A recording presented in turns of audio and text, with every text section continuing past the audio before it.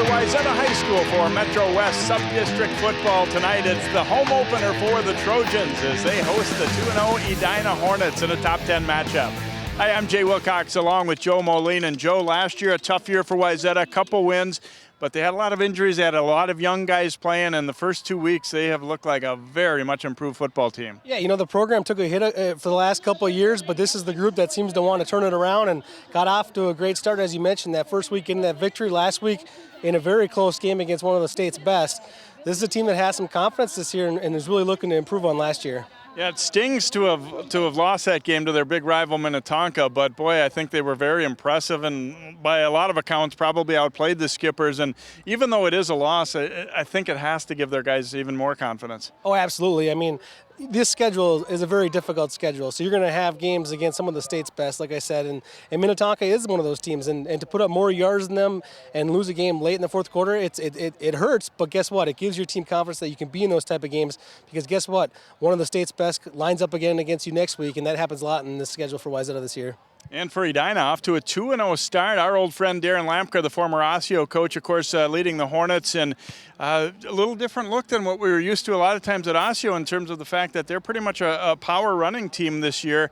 They've done well defensively. They've done well offensively, generally protected the football, and that's what they're going to have to do tonight to try and pull one out here. Yeah, Coach Lampker has been one of my favorite coaches to cover since working with CCX and Channel 12, and he brings an energy and focus to the kids that I really enjoy to watch, and we've kind of talked about this a little bit, but he adjusts to what kind of talent he has too. And he's always kind of been a winning coach no matter what talent shows up each year. So he's adjusted a little bit this year. They're going to have to be a ball control team. You look at their first two scores, they're very low scoring games, and he pulled out victories. A lot of the Osseo staff coming with him to Edina as well. Let's take a look at key players to look at in tonight's game. And we don't always talk about linemen probably as much as we should, but boy, Quinn Carroll for Edina, one of the more impressive football players in Minnesota, not only this year, but probably in the past few. Yeah, it's hard to ignore an offensive lineman that's going to go to Notre Dame and has NFL written all over him if he does the right things and keeps on working. And we'll showcase him here tonight. And you talked about Edina's game about being a low scorer and kind of possession-minded team. Well, doing it behind him, it makes it a little bit easier. And for Wayzata, they've done well defensively, and one of their guys who's made some big plays, and he might be banging into Carroll a little bit tonight, or there'll be a good matchup on the O-line versus D-line. Either way, Joe Demro has been shown a knack for being able to do some things for the Trojans. Yeah, again, on the line of scrimmage, to have the kind of stat line that he has, an interception, return for a touchdown, some tackles for a loss, a lot of big stats for a guy on the defensive line, and he'll have to be an impact player tonight. All right, last year the Hornets took care of Wayzata pretty good over at Edina, but as we said, a much improved Wayzata team. We'll see who comes out on top here this evening. 5th-ranked Edina against 10th-ranked Wayzata coming away next here on CCX.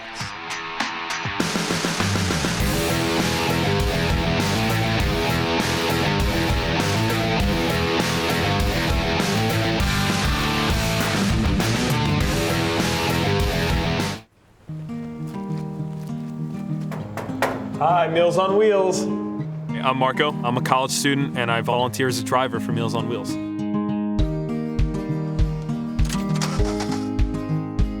I think it's awesome meeting these people. I mean, they're so interesting. They've had so many wonderful experiences in life.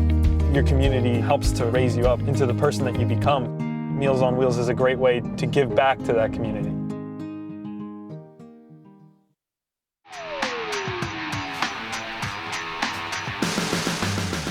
Welcome back here to Wayzata. A warm evening for this one. We might be the last of the real hot ones, and I wouldn't be too surprised if we take a little extra water breaks in tonight. Hot and humid game, but we'll see how that plays out here as these teams look to battle. Wayzata feeling like they might have a little more depth than Edina, and they're hoping maybe on a hot night that could show up a little bit as well.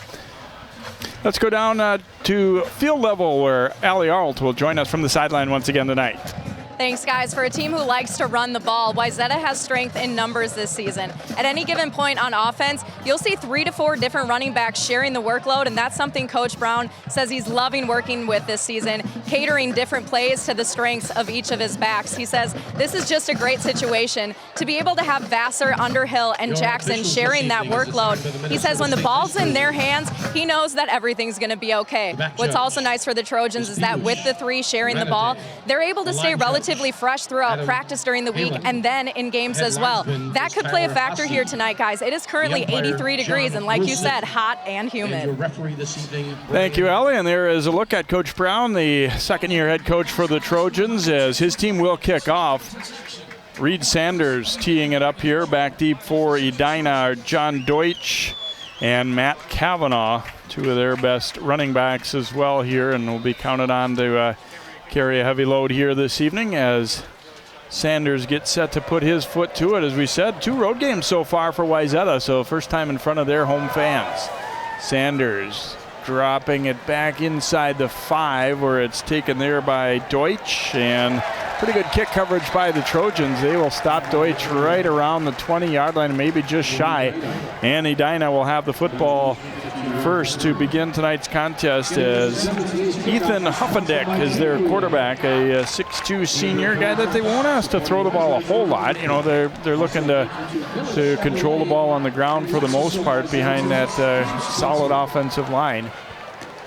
First and 10 for the Hornets offense.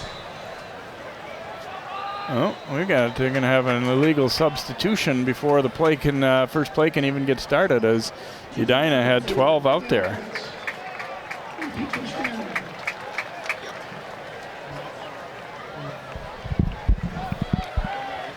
Matt Kavanaugh, the illegal substitution. He was on the field from the kick return, was not on that first formation for the Hornets, and ran off the field as they broke the huddle. First penalty of the game before we even start. So 1st and 15 now for Edina. Ball is loose, and the Hornets will recover, but not the start they had in mind, as Huffendick had to fall on that one, and they'll lose about 3 yards on that play. So not exactly the ideal start here for the Hornets.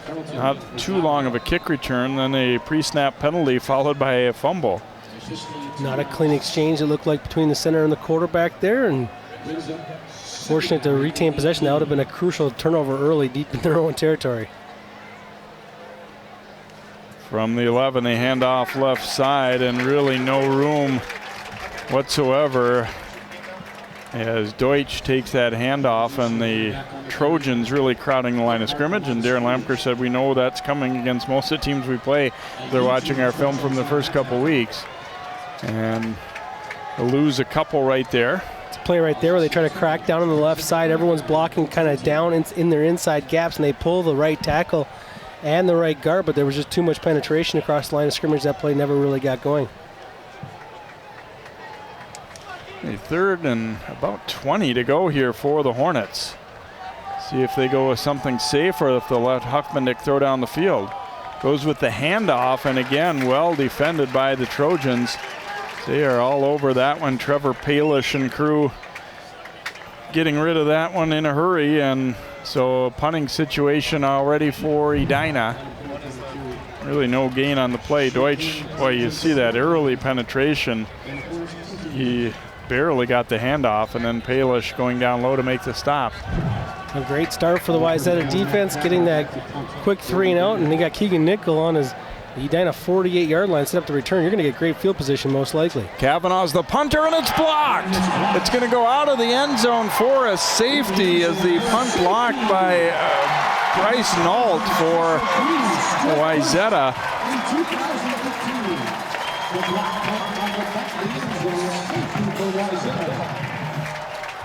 And so the Trojans will be on the board with the safety. You saw the low snap, and there's Nault getting in there to block it. And a hard collision into the goalpost there by Kate Chiraka, but 37 will get it right there as Nault makes the block. You know, it's interesting. Wayzata did not have a big block, a punt block trying to be executed there. They were going for a good return. They did have a little bit of penetration. A couple of Trojans were putting pressure on, but it wasn't like they really broke the line. It was the bad snap that slowed down the ability for the Hornets to get that punt off and got the 2 points on the board. Series of unforced errors to begin this game, Jay, for the Hornets. I mean, you talk about the illegal substitution, the exchange, and now a low snap on a punt inside your own end zone. It's not an ideal start for the Hornets, and it's a lot of self-inflicted errors early on. And of course, you give up the 2 points, but you also now will have to free kick the ball to Wayzata. So Couldn't ask for a whole lot better start for the Wayzata defense, and on the flip side for Edina, not exactly what they had in mind to begin the game. Kavanaugh is going to kick this one away. Nickel waiting back. This is something you don't really practice all that much, fielding these free kicks, so you rely on your special teams coaches to get you lined up. He goes low on the ground with it, gets by the first wave, and then just covered at about the 46-yard line by Wayzata's Jacob Wildermuth. So Trojans will have it in great field position, as you usually see after a safety and free kick like that, and Keaton Heidi will come out to lead this Wayzata offense, and boy, would they love to get a drive right here and build on that safety. Yeah, great situation to be in. You start at your own 46, you have 2 points on the board already, a little bit of a lead, and you got Edina kind of spinning a little bit. That's a great situation for this Wayzata offense to be in. Wayzata, on an ideal night, will throw the ball a little bit more than Edina certainly, but still, generally a run-first kind of offense. Heidi handing off, big gap for Underhill. They try to rip the ball away. Underhill will have a first down into Edina territory, down to the 43.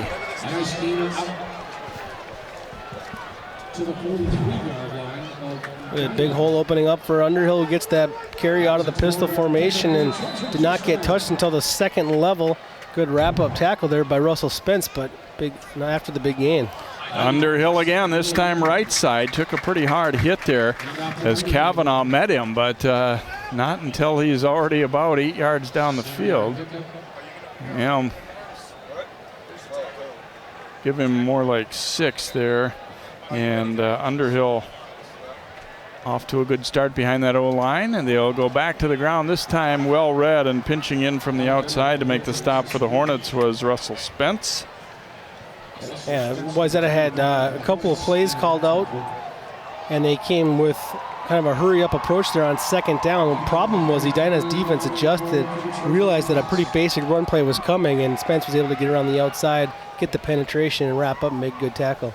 So a 3rd and 4. He may be in four down territory considering the field position, but still Wayzata would their first 3rd down spot here for Heidi. A little shift. Underhill taking the direct snap, and he will have the first down. Down the sideline, dances around, and inside the 20-yard line. Little trickery there for Wayzata as Underhill taking that direct snap as he traded spots basically with his quarterback, although Underhill's getting up a little slow. You see what this play does. Why do people like to give the ball to their running back? And Heidi picks up a big bucket. It's because you get an extra blocker in the attack. If your quarterback's willing to lay the block, you get an extra blocker out there, and Heidi did a great job getting that block for Underhill. So 1st and 10 now from the 18. Vassar is in there. Christian Vassar, play action. Heidi throwing, and just a little bit high there as he tried to go to Connor Hale, who was actually pretty well covered. Might have hit his fingertips.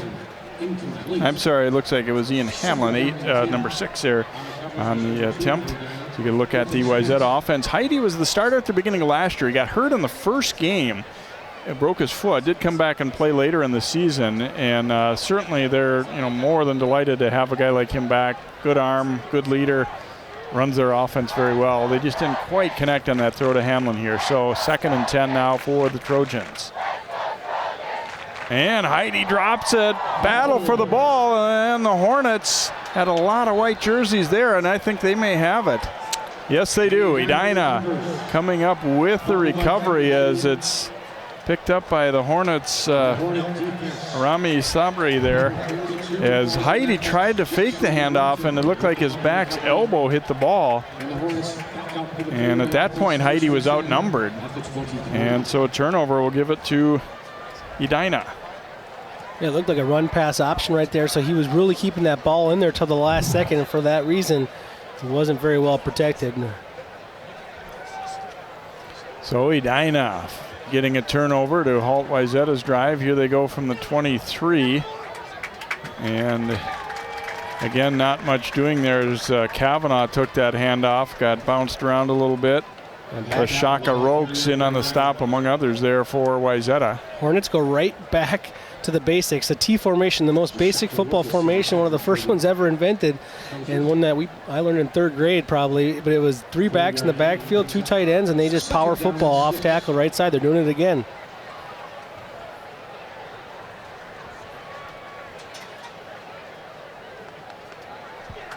Gives it up the middle, and Trojans were ready, and nobody fooling. It's real assignment football defensively. Deutsch, you got to make sure you've got all this covered. Some of the fans who've maybe watched the Prep Bowl seeing Elk River run this straight T and winning the 5A title a couple years ago and finishing runner-up a year ago.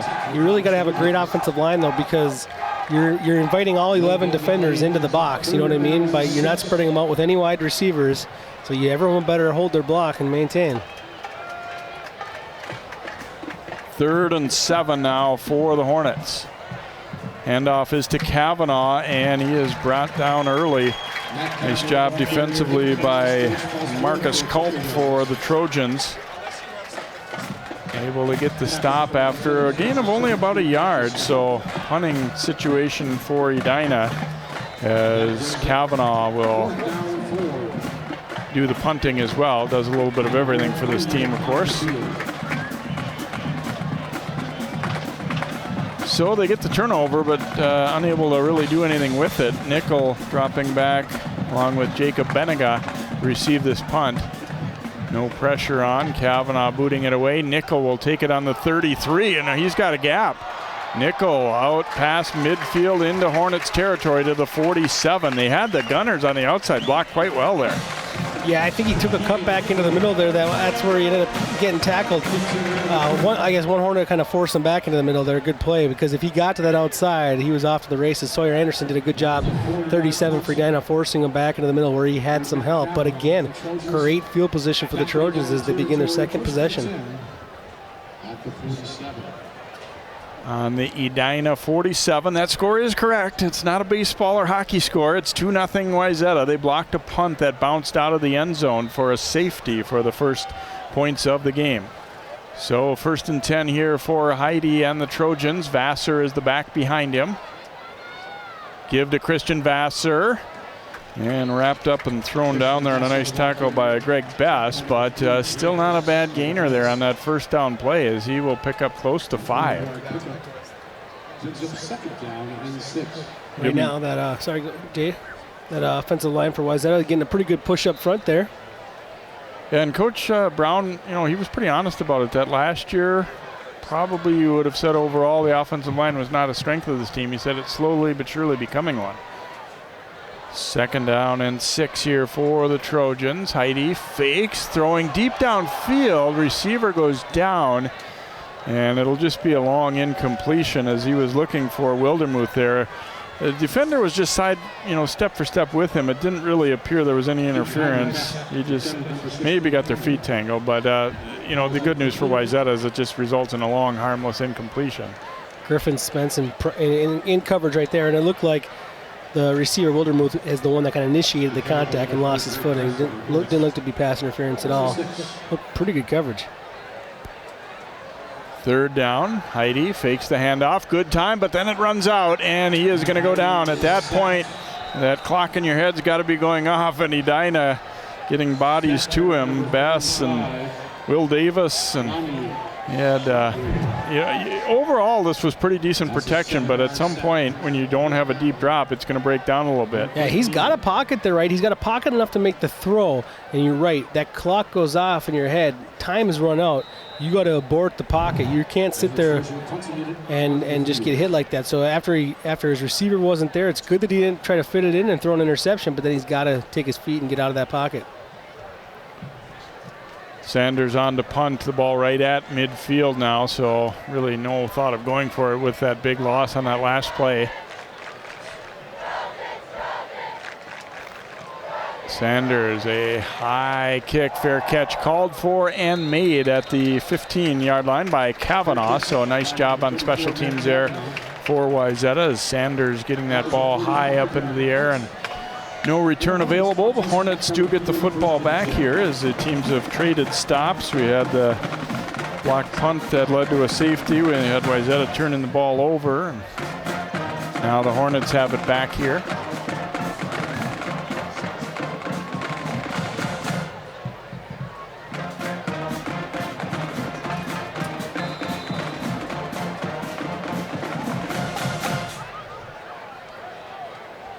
Huffendick under center.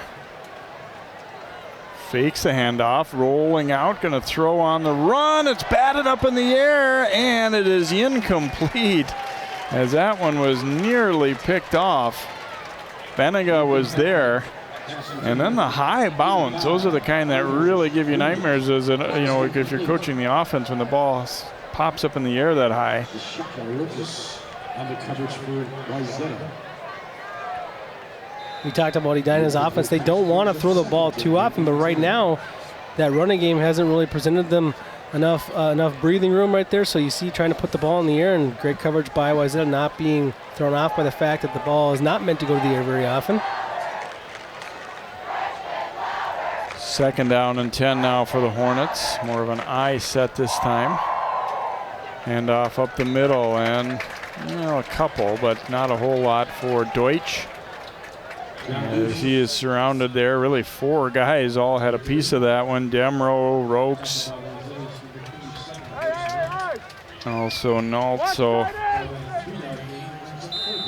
got a couple, but for Edina, you're hoping on your 1st down play is where you can, at least get yourself a little bit of movement.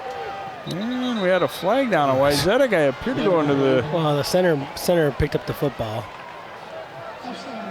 Oh, I can't believe he got away with that. The center totally rocked back. Maybe they think the Wayzata defender is what made him move. Well, it's an opportunity for Edina here to move the chains for the first time. They're going to have a 3rd and short situation from that mistake.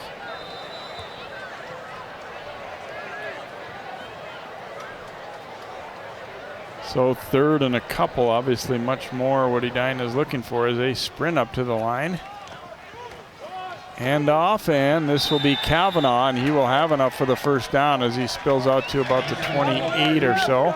And Kavanaugh gets a great block from his fullback. Take a look at the kickout block right here. Nice job. Didn't really put him back on his back, but did his job. Deutsch comes up there and occupies that linebacker. He didn't blow him up, but he occupied him, and they got the 1st down. Well, and he had great angle, too. I mean, it makes that block so much easier to execute if you're able to angle it off, and like you said, you don't have to destroy him, just knock him back enough or stalemate him enough. Huffendick going to throw one-on-one coverage out there, but incomplete. Really no separation gained there, as Hamza Malam was the intended receiver. He's been their leading receiver so far, but that's a relative term because they haven't thrown the ball much this season so far, obviously. Great coverage on the outside there by the Trojans, and again, that's going to have to be such a perfect throw for them to slip that one in, but Nickel was all over him, and that throw is going to have to be absolutely perfect in order for that play to work. And the Wayzata DBs, who they have quite a bit of experience back there, they know they've been drilled this week that, yes, we want run support, but we got to make sure, you still have your assignment on a receiver who goes downfield. Hand off to Deutsch, and he is hit and dropped. Wow, good penetration. Shiraka getting there to drill him. And that'll be quite a sizable loss here of about 4. Penetration first there by Yogi that made him move a little bit, and Shiraka comes in to finish the job. Yeah, Yogi's a big boy up front there. He's playing right on the nose tackle, and it was his penetration. Sure, he didn't finish it off, but he was the disruptor of that play. 3rd and 14 now for Edina, as they have really struggled to move the football here in this 1st quarter.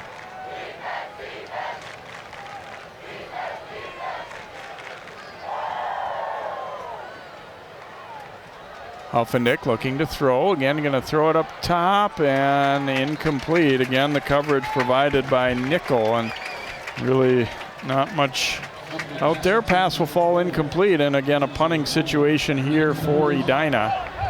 Coach Lamker, we've known him a long time. He was honest before the game. He said they're much faster than us overall. We know that. But you have to find ways to, to maximize your strength while trying to minimize what the other team can do for you a little bit. But he said speed for speed, we can't match Wayzata. You're going to walk into a lot of games, again, in a schedule like Edina faces. You're going to walk into a lot of games where there's going to be some speedy athletic football teams. Edina's got to find a way to stay in ball games, and one of the ways they've done that this year is through great defense.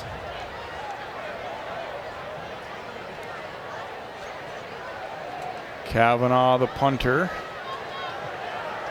Not a real long kick, but high, and a fair catch called for and accepted there by Benninga. And again, excellent field position for Wayzata as they'll be out over their 40 again at the 43-yard line as they get the football back here. About 2.5 minutes to go in the opening quarter. Wayzata leading at 2-0. A lot of defense so far. We haven't seen Wayzata got definitely a couple of nice Underhill runs, but other than that, we haven't seen a ton of offense to speak of from either club. Well, Wayzata got off schedule a little bit on the last possession. Obviously, it was the forced, fumble, the unforced error on their first possession. Last possession, they had pretty good yards on first down, and on second down, ended up taking that sack. That threw them off again, and then they had to go back to the air on third down, and in a tough situation, third down and long. So we'll see if they kind of maybe stick to the ground game a little bit here, because the ground game's been there. It's been their own mistakes and then getting that sack that have taken them off schedule and put the ball back in Edina's hands. Good to see Underhill back in there. He, of course, missed last year, got hurt right in the first game with an ACL injury, and he's come back this year, and he got up a little bit slow after that run, nice run down the sideline where he took the direct snap. But 22 Underhill is back in there, he and Vassar, and also Jackson, as Ali mentioned, will get some touches probably in this game too. Malachi Jackson. Hand off here to Underhill, and he will pick up close to 5 on that play. Their offensive line, I feel like, Joe, for the most part, they fired off pretty well. You can see that, they're coming off the ball sharp as a unit. Well, you're doing a pretty good job. We haven't really called the defensive line for Edina for making the tackles. The guy we have called a lot is Spence, and Spence is playing, off the football in the second layer. So the offensive line's doing a pretty good job. Spence is a safety coming up and making those tackles. 2nd and 5. They go up the middle, and Underhill keeps the legs driving. Boy, it looked like he was stopped, but he's able to spin and get right to midfield for at least a couple. I mean, that's, stat-wise, it isn't a big play, but it was impressive. I think you guys feed off when a guy has some toughness like this. And it sets up a better third down. It was going to be 3rd and 6, and now it's 3rd and 3. It was going to be 3rd and 5, now it's 3rd and 3. Right at midfield, Heidi trying his best to keep Edina off balance there. They look like they were really eager to come, and he, I think wisely so, said, okay, let's slow things down and reset. Gives it off to Underhill left side, and he will have enough for the first down. Nice form tackle by Kavanaugh, but Underhill was running hard enough to just drive through it. And you see, though, Underhill a little slow to get up again. Yeah, something's not quite right with his lower body. And you're hoping it's not the left leg that has the knee brace on it.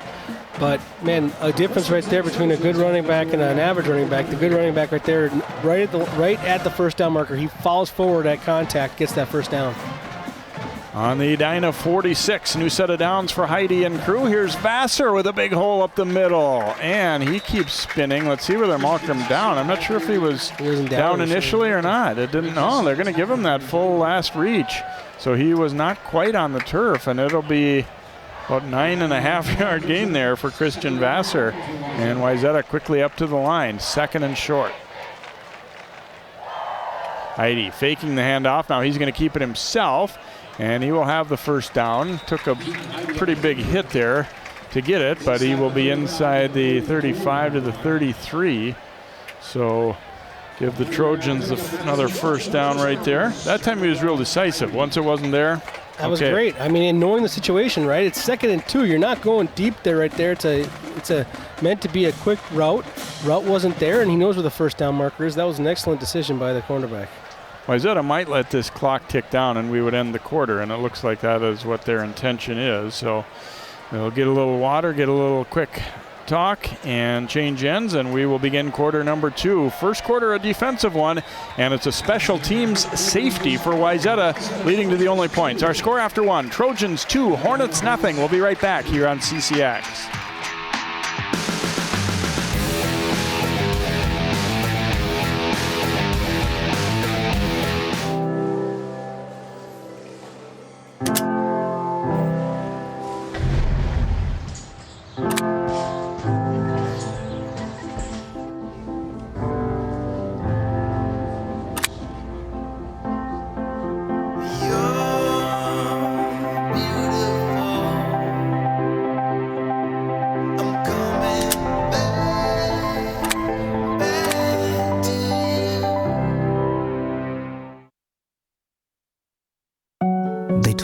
bottle couldn't dream.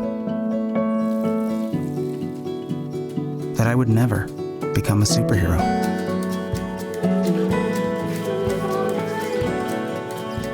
But I learned how to fly. Just to come back in a new disguise and be the hero that I've always wanted to be.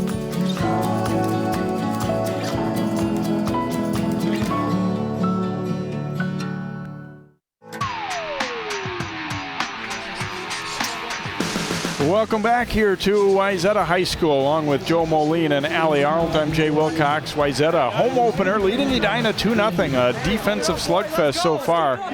Trojans football as we start the second quarter. Vassar takes the handoff, and he is down to about the 30-yard line. On the carry. You see that play right there, Jay. That's a perfect example of what this Wayzata offense has been able to do tonight. A pretty nondescript run right there. They run off tackle a little bit, but just the O-line push right now, winning the battle up front. They picked up 4 yards.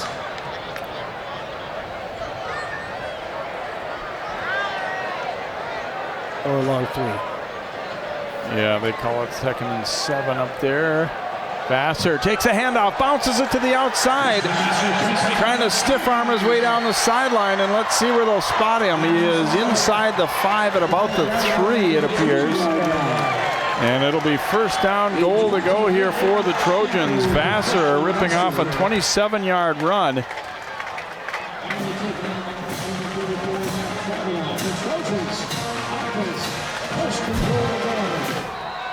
Well, he got a big gap up there on the left side, got a good block from his tight end and the outside. In fact, he actually outran the block a little bit because he thought that he could get to the corner.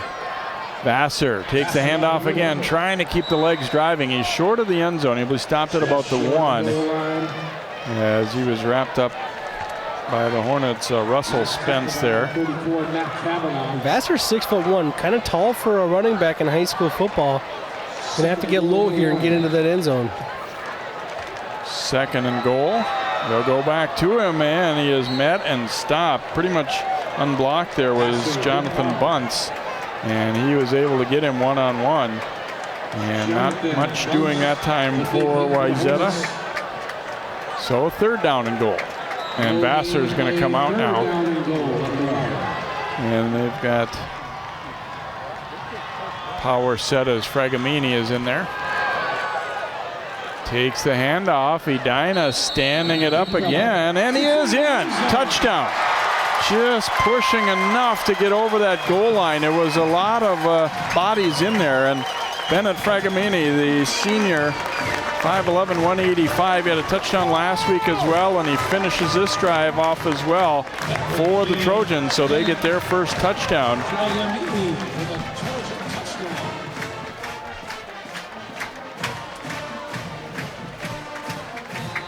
Sanders on to attempt the extra point. Heidi is the holder.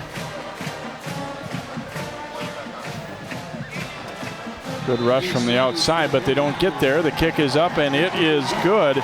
And with 10:22 to go in the second quarter, our score now 9-0 Wayzata. Look at this push over the line. Fragamini getting in behind his guys. Boy, it was so hard to tell. And you saw some guys in white thinking they'd stopped him, but right in the middle, he got just enough to get it over that line. Well, I like the idea of bringing Fragamini in there. I thought he was the right kind of running back to pound it in. It just seemed like Vassar, a great running back, just runs a little bit more vertical, it felt like, and he was having a hard time kind of busting through on those goal line runs. And what a great job by Jonathan Bunce on the outside there for Edina. He really held his ground. I thought he made the stop single-handedly or with some help from some of his Hornet friends, but man, just by inches, Wayzata was able to get in and punch that one in, and that's big right there because that was going to come down to a big 4th down play where that's a momentum swinger and a decision for the Trojans on what they were going to do. And I'm actually okay with sticking with, if you feel like you can run the ball at them enough to get it in there. It doesn't matter if it comes on 1st down, 2nd down, 3rd down, 4th down, as long as you get it in. Yeah. I would have think that if they didn't get it in there, they were going to try it one more time anyways, because the way their defense is playing, you got to feel pretty good about Edina having to go 99 yards. Sanders will boot it away here. Edina kind of looking for a spark. They've got a dangerous weapon back there, or a couple of them really, Kavanaugh and Deutsch.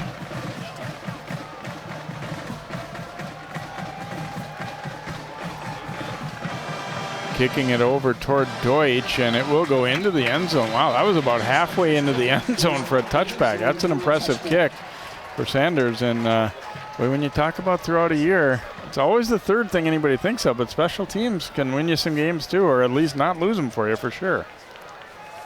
Well, being a live game here, live broadcast on CCX, John Jacobson's out at another game here tonight and wanted to pass along the Maple Grove's up on Minnetonka 7-3 after one quarter.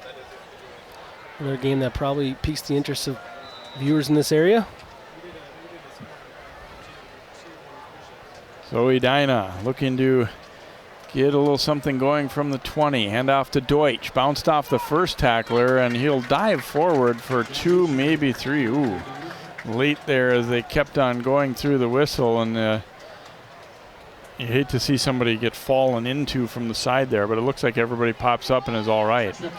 Yeah, it's interesting when you take a guy like Carroll, who's a Division I tackle for the Hornets. A lot of times you put your best tackle at the left side to protect your quarterback's backside, but if you're a running offense, you don't have to worry about that so much. They put him on that right side of the offensive line. Here's the throw, and it is incomplete, a little behind the intended target there, Malum, and Nickel was right there again anyway, so it will be 3rd and long. Edina 0 for 4 passing here tonight. Keegan Nickel, excellent coverage for the Wayzata Trojans. You can tell that's what kind of, it's almost like having a little bit of a governor on Lamker's offense. He likes passing the football, and if they don't have kind of the right personnel to be able to do that this year, you can see you're not seeing the full capabilities of the coaching staff of Edina. Gonna throw this one up for Malum, and this time he'll win the battle. Nichols had the best of things. Let's see what they're marked. It should be enough for the first down. Yeah, out over the 30 to about the 32-yard line, so give him enough for the first down. It's the first pass completion of the game for Edina. I think that they were feeling like, you're not going to continue just one-on-one to stop it every time. We like our receiver enough that we're going to come back to that, and that's what they did. Well, and if they are able to complete that pass a couple of times, Wayzata's going to have to make an adjustment. And you can't support the run quite as much with your cornerback, or you have to slide a safety over, and that could open up something in the running game. Here is Kavanaugh breaking a tackle out close to midfield before he is ridden down. Back-to-back strong offensive plays there for the Hornets as he will pick up 17. Kavanaugh, it's been a good one. Coach Lamker said, a hot night. He's playing all the time on D.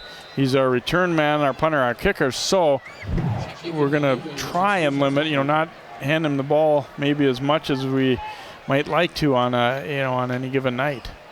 Kavanaugh gets it again this time, and not bad gain off the right side again. Palish and Yogi able to drag him down, but pretty solid gainer as the Hornets, for the first time, starting to really get something going offensively. Yeah, and momentum a little bit as they cross midfield, and we saw a discussion between your two featured players there. They kind of met on a play right there, and with Demro and Carroll exchanging some words and pleasantries after the whistle. 2nd and 6 here. Back to Kavanaugh, and again a pretty good gainer off that right side. Palish wrapping him up. And it will leave him with 3rd and long 2. Wayzata making an adjustment here. 3rd down, they brought a safety or defensive back out of the game, brought an extra defensive lineman in. Back to Kavanaugh, reaches the ball out. This will be close. Looks like by the spot like they're going to give him enough. That's enough for another first down. Referee takes a look, and he indeed says, yes, that's a first down. So Hornets far and away their best drive. Yeah, that looked a little disjointed with the crew in the truck saying, where did they start before the snap a little bit? See if we can see this again. Yeah. Close enough that they didn't, no flag thrown. It's been, I don't want to jinx anything, but it's been kind of a welcome sight to not see a ton of flags here, and that's credit to the teams, but also I think some officials say, there's a miscue for the Hornets as I think his foot got stepped on.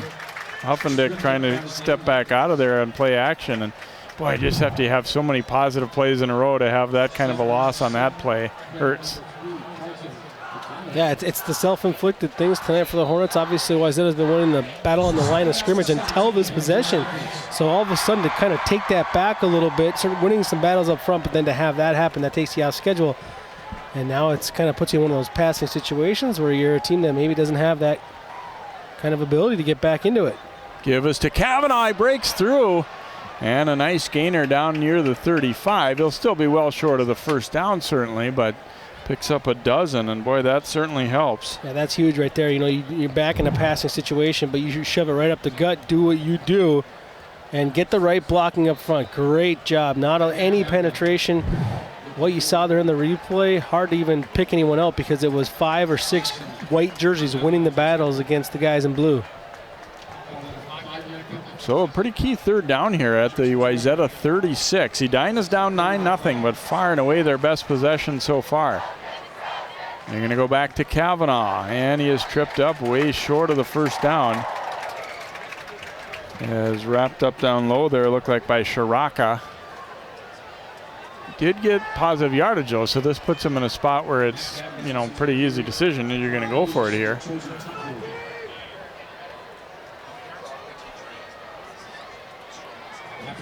Wayzata here, you got to be cautious and not jump off sides. You want to get off the ball defensively, but you got to know a hard count's coming right here.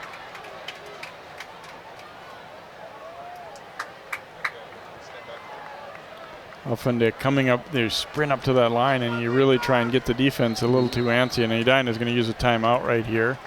It's Coach Lamker, I think, recognizing that, you know, there maybe aren't going to be that many possessions where you have a chance to do, you know, put a long drive together. And so far they're doing it, but they know this fourth down's pretty big. Yeah, this is big right now. They're obviously down by 2 scores in that weird score of 9-0. And so when you're down 2 scores, you got to make something happen here. And this game is, obviously we've seen some decent sized runs, but it doesn't look like we're having these big, huge plays tonight. These defenses are too good. They're not giving up the real big pops. And so a quality possession where you're across midfield here. Edina's got to try to put some points on the board, and this is a big play coming up. Yeah. There's a look at Coach Lamker. Long time at Osseo after he was an assistant at his alma mater, Armstrong, and coached at his other alma mater, his college alma mater, Augsburg, a little bit as well. So 4th and a long 2 coming up for his Hornets. I wouldn't bet against Kavanaugh seeing the ball here, but Wayzata obviously probably thinking the same thing. Again, looked like he wanted to draw him offside there coming up. Really looking like, okay, we're going to snap it here. We're going to go hard.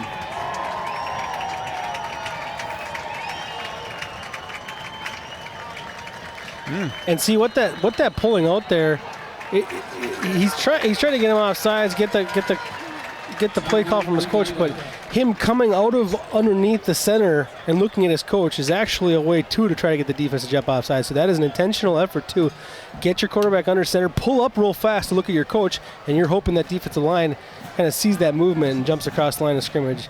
It's not one of my favorite tricks out there, but it's prevalent all across football right now. Well, you've seen them do that twice in a row. It almost makes you wonder if they really intend to go for it here. I thought there was no question that they would, expect or hope strongly that they could get that couple yards in the first down. I still think they will, but in this, in this spot on the field, there's really no decision to make here. I don't think. No, it was trying to get the freebie. I mean, and really thinking maybe they think they saw something on tape, or they picked a defensive lineman that they think is going to fall for, and they're going to try it again. And now I'd expect him to come up and snap the ball quick. Let's see. Kavanaugh is the deep back here. Again, 4th and 2 after back-to-back timeouts taken by the Hornets. It will be Kavanaugh off the right side. He's popped, and I don't think he got there. Wayzata with a stop, and they will take over on downs. That's a play right there where you had to tackle hard, right? You can't just get the tackle. I mean, they came up and stuck him about a couple feet short of that first down marker. We'll have to get a replay to see who exactly makes this hit, but it's impressive.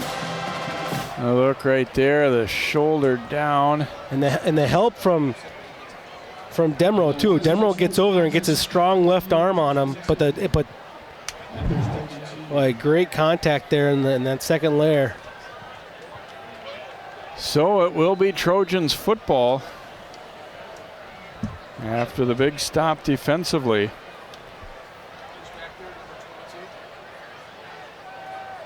Have it on there, 32. Underhill is back in there.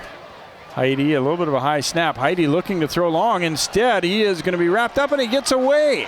Heidi still on the move here.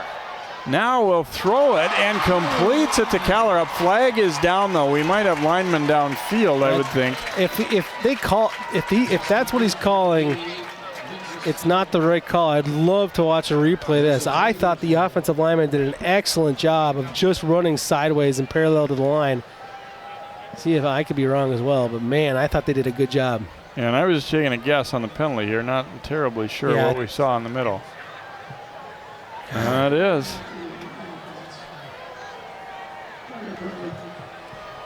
So repeat first down. You're thinking that might be in a little bit of an anticipation kind of thing? I honestly, let's just take a look. Watch your 5 offensive linemen here. It's your tight end that sneaks out. It's too tight of a vision to really see, but man, what a play by Heidi. I did not see an offensive lineman downfield. I was counting them. They're kind of downfield right there. They worked their way back. You can go a yard downfield. There's no one down there. Yeah, interesting. Oh well. So 1st and 15 now for the Trojans. Handoff goes to Underhill. Gap right side. Ooh, and then he's sprawled down, making a cut and kind of ran right into the arms there of Will Davis. And Underhill was off his feet at that time, and Davis just had to catch him and body slam him a little bit. Not a bad gainer, though, as they pick up basically the penalty yardage back and maybe a touch more. I think we had possibly a slight injury there, so Edina being allowed to substitute here. Official's timeout is, you see making his way off is Greg Bass. We have a helmet issue.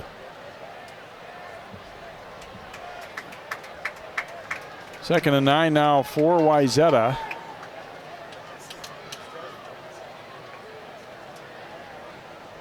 Heidi will hand it off.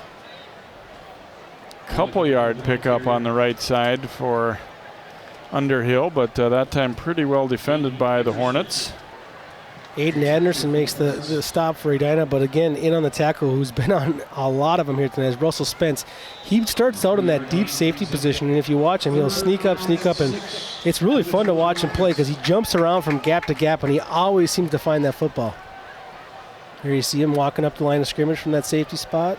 Yeah, they trust him to follow his instincts, it looks like, on plays like that. 3rd and long, 6. And flag down here against the Trojans. So their 3rd penalty overall, 2nd on this drive. Sometimes you trick yourself a little bit too, right? And Wayzata would love to get points on the board here before the half, but really the big thing is, Edina was starting to build some momentum, so connecting on a first down right here, if anything, is just kind of keeping the ball from Edina a little bit and protecting that 2-score lead before half.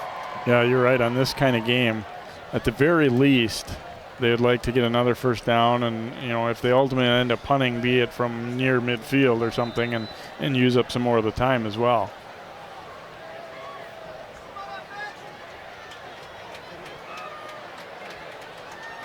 So 3rd and long for Heidi. 4 receivers set, and Underhill goes in motion. He's going to swing it out to Underhill. Makes one cut, but then he is stopped. Got wrapped up around the legs there by Bunce, and then he got plenty of help. And that one looked like it could have been a one where Underhill was left exposed a little bit. He had a guy holding his leg tight down low, and then got hit hard by the next wave coming. Well, Underhill's got a lot of heart, but I just don't know how much more he can take here tonight. We've seen him leave, and this is the slowest he's ever left the field after a play, but it's at least the 3rd time after being tackled that he's got up very gingerly. And you get a look, it's like kind of like being caught in a trap here as he's caught down low, and then Kavanaugh and crew coming in to finish him off. So Sanders into punt formation for Wayzata. Here's where Edina might wish they had only used 1 instead of 2 timeouts in that sequence earlier, as if they'll get the ball back here and presumably decent field position. Well, maybe not. No, they can't field it. And it's going to bounce all the way down inside the 15-yard line. Wow. It was a beautiful punt, but what's the excuse for not getting underneath and catching it? You had 2 returners back there. It wasn't angled at all, besides just being surprised how deep and high it was, but it was a great punt. Be about a 55-yarder when all is said and done. Back to the 13. A 55-yard booming punt with a roll. So I spoke too soon when I said Edina. Yeah, you're right though. That to me it almost looked like it was a situation where neither one aggressively called for it. Well, the one called for the fair catch, and so that's the one you thought was at least going to get underneath it. You know, you call for the fair catch, you get everyone to back off you a little bit and give you some room, but I mean. And they were too far out to reasonably expect that the ball was going to bounce in the end zone. Yeah. So you couldn't really base it on that. So the Hornets, now they have to be careful to take care of the football here. Back on their own 13. Give off up the middle. This is Deutsch. He'll pick up a couple. Well, if I'm Wayzata, I'm going to get aggressive here. Now, after what happens on second down, if you make a stop here on second down, I might think about using one of those timeouts. Especially after blocking that first punt, too. Yeah, absolutely. Yeah, you just kind of see something Edina is just not quite executing right here tonight, right? They're not a bad football team. They're just a couple things are going wrong here and there, and I would see if I'm Wayzata, I want to see if I can take advantage of that a little bit before they get to half and fix things. Second and long here for Huffendick and crew. He will throw, and it is intercepted. Oh, they're going to call a pass interference. Oh, boy. Benninga with the pick, but a flag is down. It's not going to count. You're right, Joe. Defensive pass interference.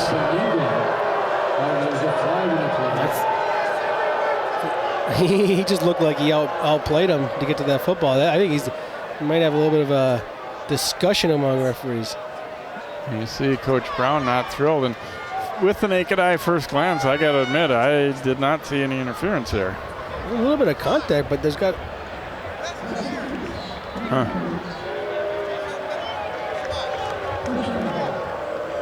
I'm explaining it right now that he looked like impeded him by putting both hands up is what the official's saying. So see if we can get a look at it here. Oh, just a great play. I mean, he gets his right hand in there a little bit because he sees the slant coming. Well, you know what they're teaching in the film room on Monday at Edina though, is that their receivers got to get through that hand contact. Moline's got to win that battle. You know, you're expected to get a little bit of a hand shiver from the cornerback. You're not supposed to lose that bad in it. That's interesting. So a break there for the Hornets, I think. He definitely put the armbar out, so it's not, totally without merit, but Deutsch takes a handoff here and about a 1 yard gain. I just feel like that's probably not much different than you see on virtually every cornerback receiver set coming off the ball. It just happened that the throw came right to him right after that. Yeah. But, that's all part of it too. Yeah, you can't say there was no contact, so it's up to the referee's discretion. And hey, they've been to the training. They've been to a few more training sessions on that call than I have, so I'll give them the benefit of the doubt, I guess. Second and long here for the Hornets. Back to Kavanaugh. And nice job holding on there, Shiraka. He breaks that tackle. He's maybe off to the races. Interesting how Kavanaugh runs. He's quick, but at the same time, he's kind of picking his way through there. And it looked like he was about to break through and really stretch that one out a little bit. But Shiraka had to hold on for dear life, and he did. I'm surprised Wayzata's not using a timeout here in this situation. I mean, I would have all the confidence in the world the way this game has gone that you're going to make a stop on 3rd down and 6 and give your offense a little bit more time.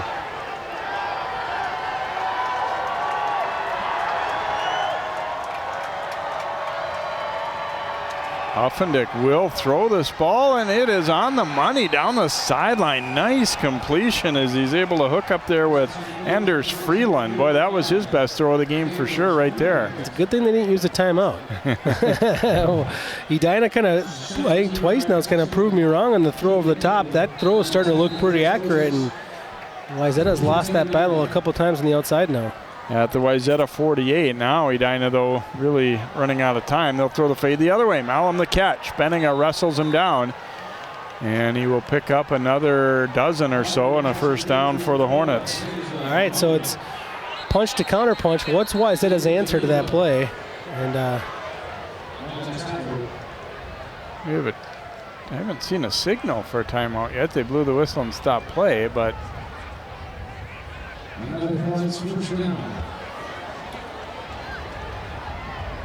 do we got going here? They're giving Edina all kinds of time, but it does not look like a timeout was called. He found a piece of tape on the field, or a chin strap. Stopped the clock for it. Allows them to get set.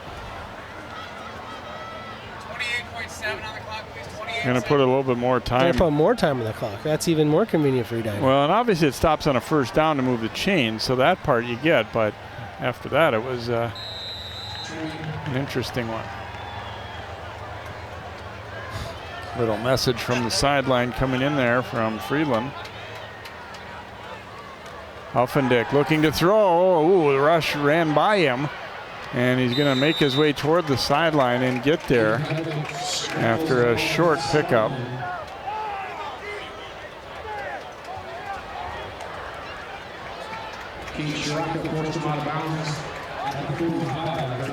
So they're getting to the point now where they're probably looking at maybe a couple more plays is all they're going to have. Yeah, one timeout left, right? And so and throw that fade one more time and give yourself a better shot at the end zone once if you complete it.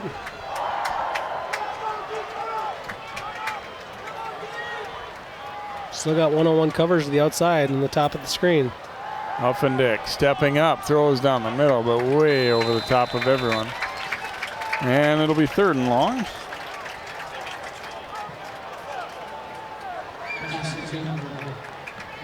Boy, the rush from the outside's almost getting there. Carlton Ogata a couple times has just needed to turn the corner a little sharper, and he was going to plant Huffendick. Well, Wayzata's taking an approach. They're being very aggressive. They're not giving the cornerbacks any help on the, and you've seen Wayzata being able to complete a couple of those fades, but there is no safety help on the outside right now.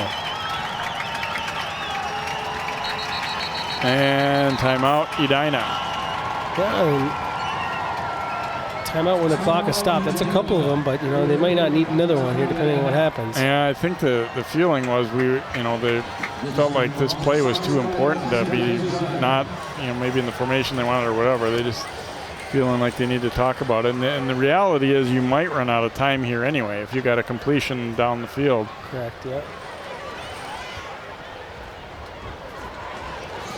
Interesting ball game in this first half. Edina's offense was pretty much non-existent for quite a chunk of the game, but picked it up a little bit on last couple drives certainly, and kind of makes the second half feel a little like it's going to be pretty interesting based on what they've been able to do later in this quarter. Yep. Now let's see what Wayzata does defensively when they come out. Are they going to drop those safeties back and just guard against that end zone and keep the play in bounds and from going over the top?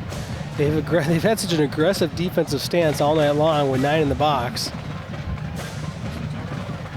And those guys up front are wanting to say, I want to take the deep throw out of the equation because I want to get to that quarterback. They've been close these last couple plays.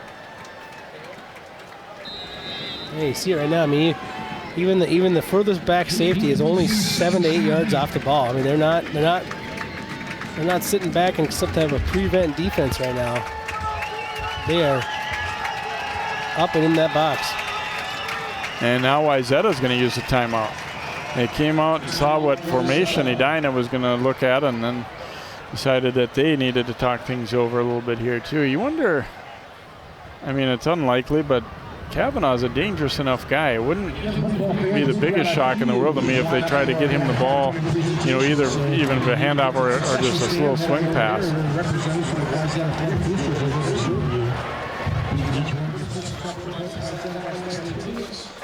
week number 3 of the high school football season here on CCX, and it's been a defensive battle so far as Wayzata leading Edina by a score of 9-0. We'll hear from both coaches at halftime with Allie as well, and pretty good back and forth battle. There's obviously some football heavyweights in this sub-district, and for the most part, night in and night out, you're going to see a lot of good football games. Absolutely. And we had, at the last report we had from John up in at the Maple Grove game in Minnetonka, the Crimson were up 14-3 on the Skippers.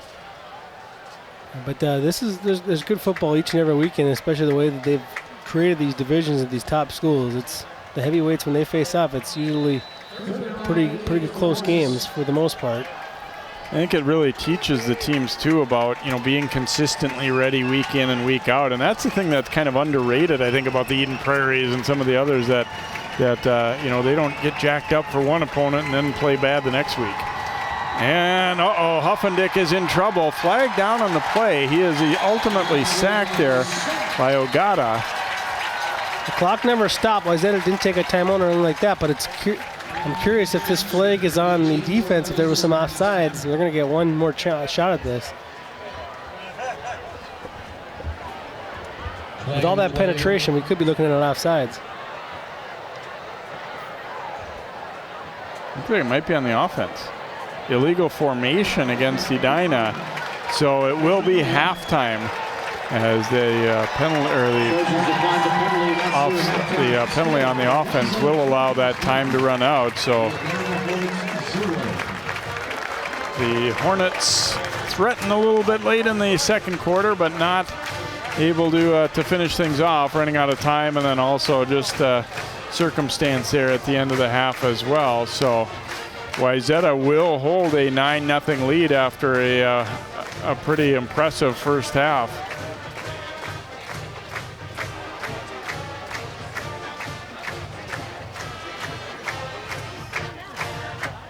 Take a look at, that's Quinn Carroll right there, and looking to see if they can get their offense going a little bit.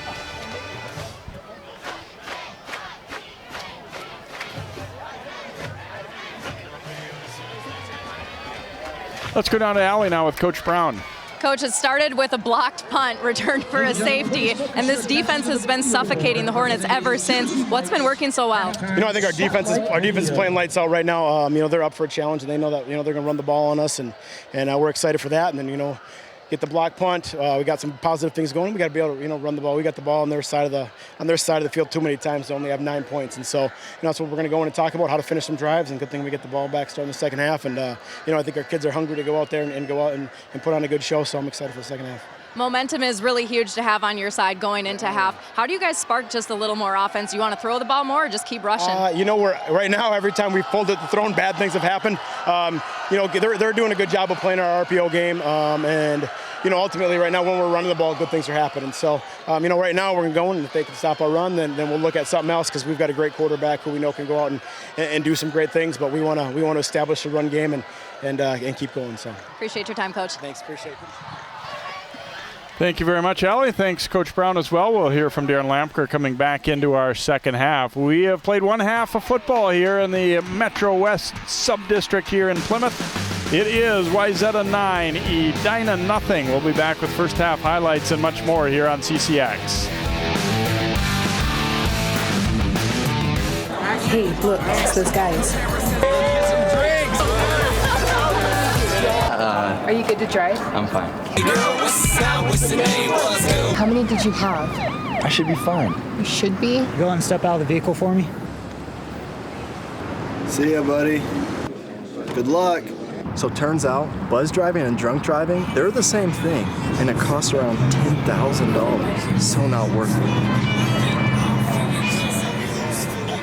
it. They gave me Vicodin after my knee surgery. They kept prescribing it, so I kept taking it. I didn't know it would be this addictive. I didn't know how far I'd go to get more.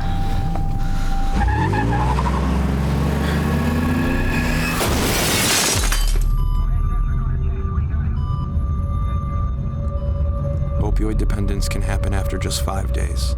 Know the truth, spread the truth. There was an old woman who lived in a shoe. She had so many children, she didn't know what to do.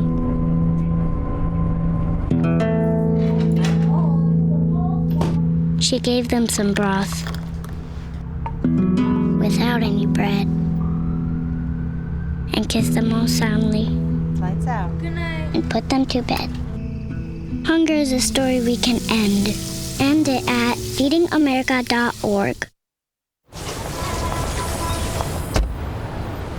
La la la la la, I love you so. I love you, I love you. La la la la, la la la la la la la. We're here. Yay!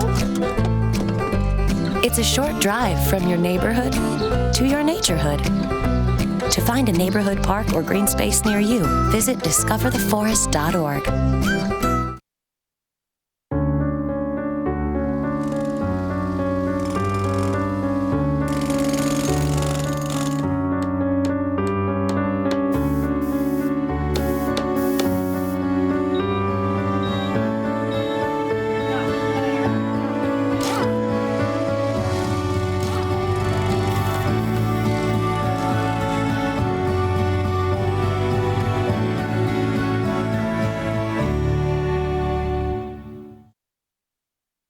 So there you are, shuffling through a stack of resumes and you come to mine. This is it, first impression, my way in. But can my resume show you how I truly stand out?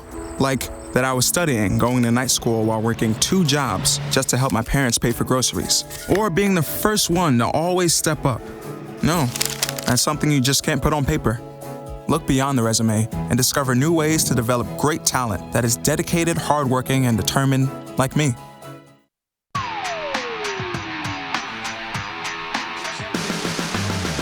Welcome back here to Wayzata. Some of the athletes in other sports being recognized here tonight at halftime of this one. And boy, what a great overall sports program they have here, Joe. I mean, a lot of championships. They're pretty solid in most sports. And again, as we've said in earlier broadcasts too, I mean, obviously it's a huge school. They've got some money in the community and all that. So it's not totally unexpected, but still impressive to see a lot of the athletic endeavors here at Wayzata. Here's a look at some first half highlights in tonight, starting with this one. Low snap on a punt and blocked there by number 37, Bryce Nault for Wayzata. It goes out of the end zone for a safety. And a quick 2-0 lead. And Alec Underhill had a couple of very nice runs early on for Wayzata. Took some punishment too as they got their ground attack going. You see Underhill wrapped up hard there. And then he takes the snap here, direct snap, and wiggles his way down the sideline. But ultimately, they ended up being stopped. And you see, again, he kind of reached for that knee. You hate to see that. Heidi then had the ball pop out as he faked the handoff, and the Hornets were able to get a stop. That was really a big stop in the game, and changing what looked like a really dominant start for Wayzata. And then Heidi held on to the ball a little too long that time, and those guys are eager to make him pay for it, and they did. Wayzata defense has been phenomenal. Shiraka shooting through there to drop him for a loss. Underhill here just getting the first down. Kavanaugh really a nice tackle, but he was able to power through. And then here's the touchdown. Fragamini coming in and just burrowing his way over the goal line for the touchdown as the Trojans able to finish off that drive. Edina, after really doing much of nothing early on, they got something going the last couple drives. Kavanaugh with a nice gainer there. And gets another one, but this time stopped. That was a big stop for Wayzata to halt what had been Edina's best drive up to that point. Heidi in trouble here. Spun away, ultimately threw this ball away, or threw it to a receiver, I should say, but there was a penalty that wiped this out as they ruled that a lineman was downfield. So we get a look at our first half stats. And surprisingly enough, it's Edina that's had some passing yardage while Wayzata has not. They just had the one little completion to Underhill that went for no gain. Total yardage, though, favoring the Trojans. They had the only turnover on that fumble by Heidi, and then also they took 4 penalties for 20 yards in that first half. So it is 9-0 Trojans at halftime here on a warm, steamy night at Wayzata High School. We will be back with more of our coverage of tonight's Metro West contest here on CCX.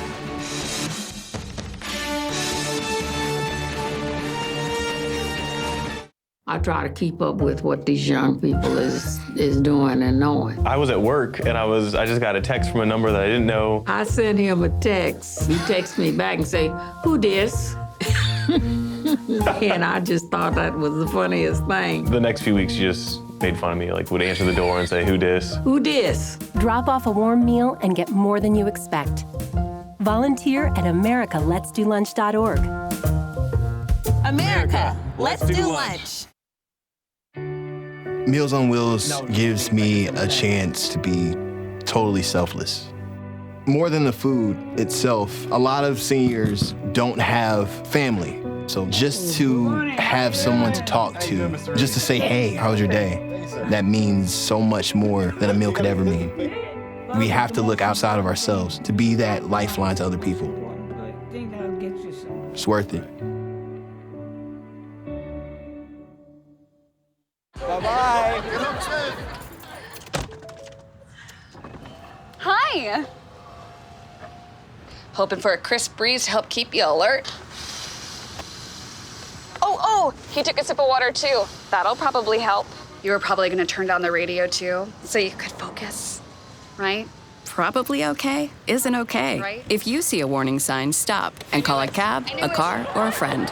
I think the water line is what really drove it home. I blew on him.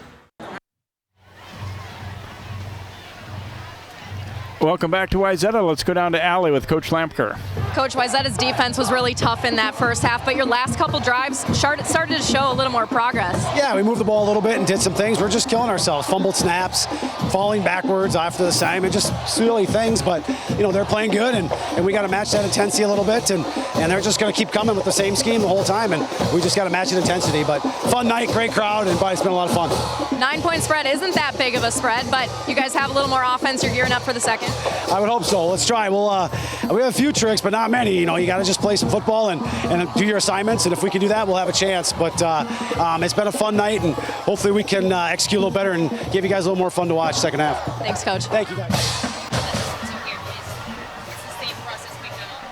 Thanks, Allie, and thanks to Coach Lampker for stopping by to talk with us, too. And, that's kind of cool to see. They get a little activity. Obviously, there was a little bit of technical difficulty with trying to play the music for the showstoppers there, so they gathered around with the band and having a little bit of fun. And, it's a tough call. They're here to perform and everything, but at the same time, you can't just extend halftime, an undetermined amount of time either, so some decisions being made there with that as the teams come out to warm up for this second half. And, Coach Lampker, he's been around long enough, Joe, that, probably it burns him a little bit that they didn't move the ball that well, but, he's patient and calm and knows that, okay, we've still got a half to go here. And like Allie said to him, you showed some signs of promise, at least late in that half. Yeah, and I think what you could have read between the lines a little bit is, hey, Wayzata's not doing anything special. We just have to execute better, right? Play a little, don't make a few less mistakes, right? And then come out there and execute and win the battle up front. Like he was saying, I think it's just a football game. Wayzata's not doing anything drastically different than we expected. It's just winning the battles up front and continuing to execute will be okay. For Edina, too, you kind of have the feeling that they maybe weathered the storm a little bit at the beginning. Wayzata, first home game, big crowd. They were jacked up early. They came out and really kind of seized control of this one. And you feel like if you're Edina right now, you feel like we kind of maybe took their best punch, and now we can see if we can get back in this one. Wayzata, I don't think there's a whole lot that they need to change, really. They executed pretty well, finishing drives more, maybe completing a few passes would be, but overall I thought the run game was pretty good. The run game was really good, and you heard that in the interview leading into halftime, but it's the passing game. They probably know that they have to execute on the passing game a little bit more, loosen up that defense, and that run game will even get better. And it was finished on the drives. He thought they moved the ball really well, but didn't put enough points on the scoreboard. Kavanaugh will kick off to begin the second half.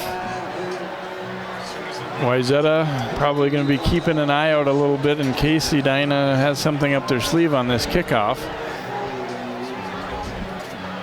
Kavanaugh will boot it away, and he drives it away from Nickel, who chases it down at about the 6. One nice move, and he'll be brought down about the 23 or 24 yard line. Keegan Nickel, a great shortstop in the Trojans baseball program, and a good athlete back there returning that kick. So Wayzata gets the football first here, and you know, I guess you could say this in most games, but you kind of have the feeling the beginning of this third quarter, it'd be pretty key to sort of dictate how the rest of this game is going to go. If Wayzata moves the ball nicely and goes out and scores, they'd be in a great position. If Edina gets a quick 3 and out, they can kind of continue some of that momentum. Yeah, and field position was always in Wayzata's favor in that first half as well. So we'll see now.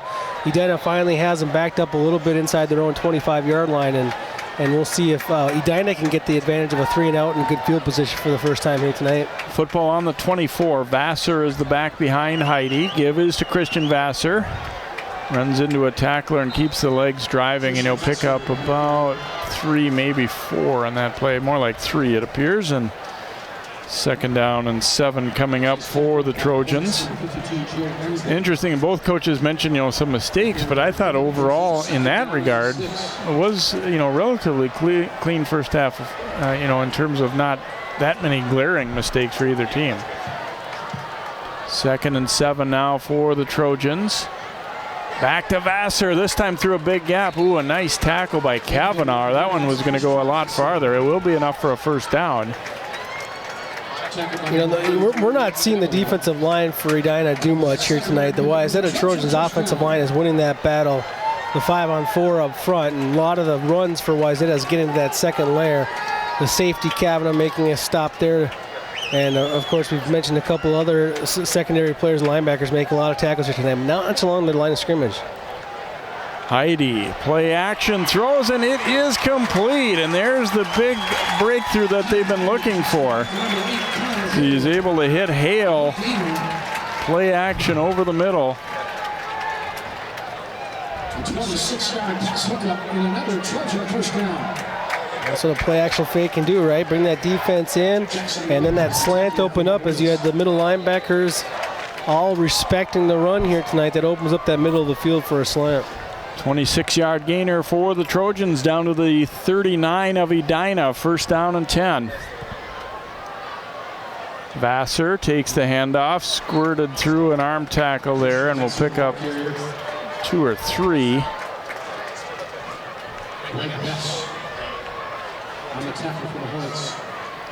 Give him about 3 on that first down run here. So 2nd and 7 now for the Trojans as they look to the bench for the play call here.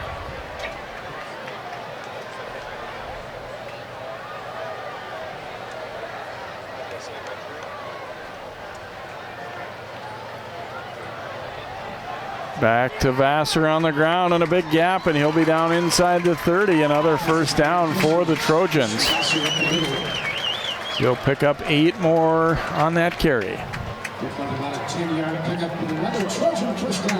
A play right there where you're going to get a bunch of down blocks and you actually pull a tackle and a tight end through to kick out the outside. That opens up that hole. You get the angle on the right side with everybody on the right side blocking down or blocking their inside gap.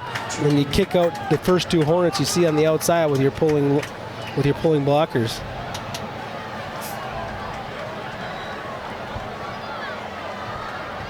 Callerup coming in motion to switch the strength of the formation to the right side. Now Vassar, pretty well defended that time by Edina. Kavanaugh and crew getting up there to make a stop after a short gain for Vassar. Kavanaugh on the tackle for the Hornets. Underhill's got the helmet on and everything. It looks like he, you know, is ready to come back in and play some more if needed here. But as we said earlier, Ali reported got a good stable of backs to use. 2nd and 8. Vassar to the right side, trying to pick his way through there. Quite a bit of traffic though, and not really much of a gain. He'll get a couple.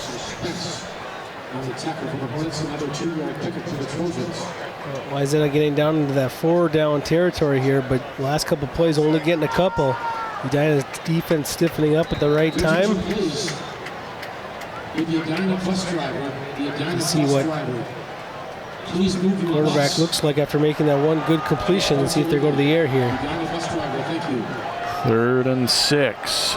Heidi giving it to Vassar. Vassar a first down. Maybe a touchdown saving tackle perhaps there for Bunce.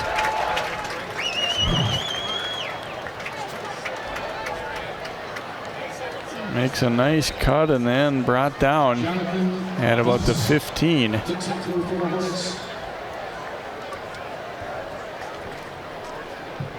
So 1st and 10 now from the Hornets 15. What a great march to begin the second half for Wayzata. They'll keep it on the ground. Vassar this time short gainer. Edina wound up with a football late, but ruled that he was already stopped there as Bunce coming running out of the pile with it. About a 1 yard gain there for Vassar.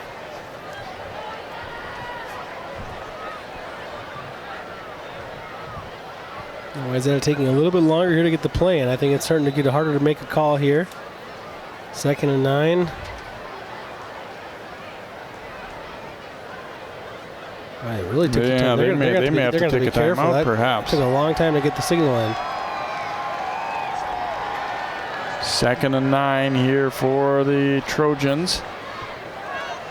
Heidi gonna throw over the middle, and it is complete for the touchdown. Hanlon hauling it in for Wayzata.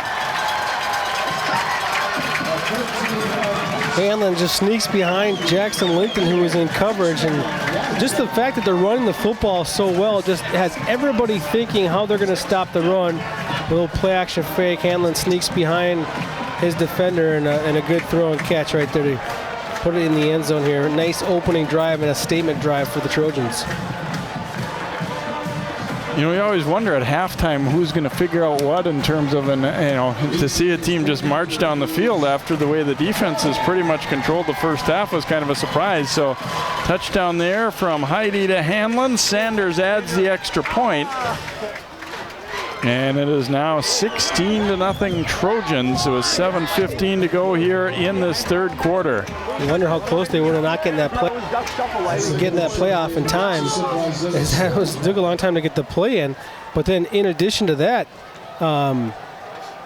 you knew they were thinking of something different, right? The play was just taking a long time to get in there, and someone had saw something, or they were going to try to get the right alignment out there for that play.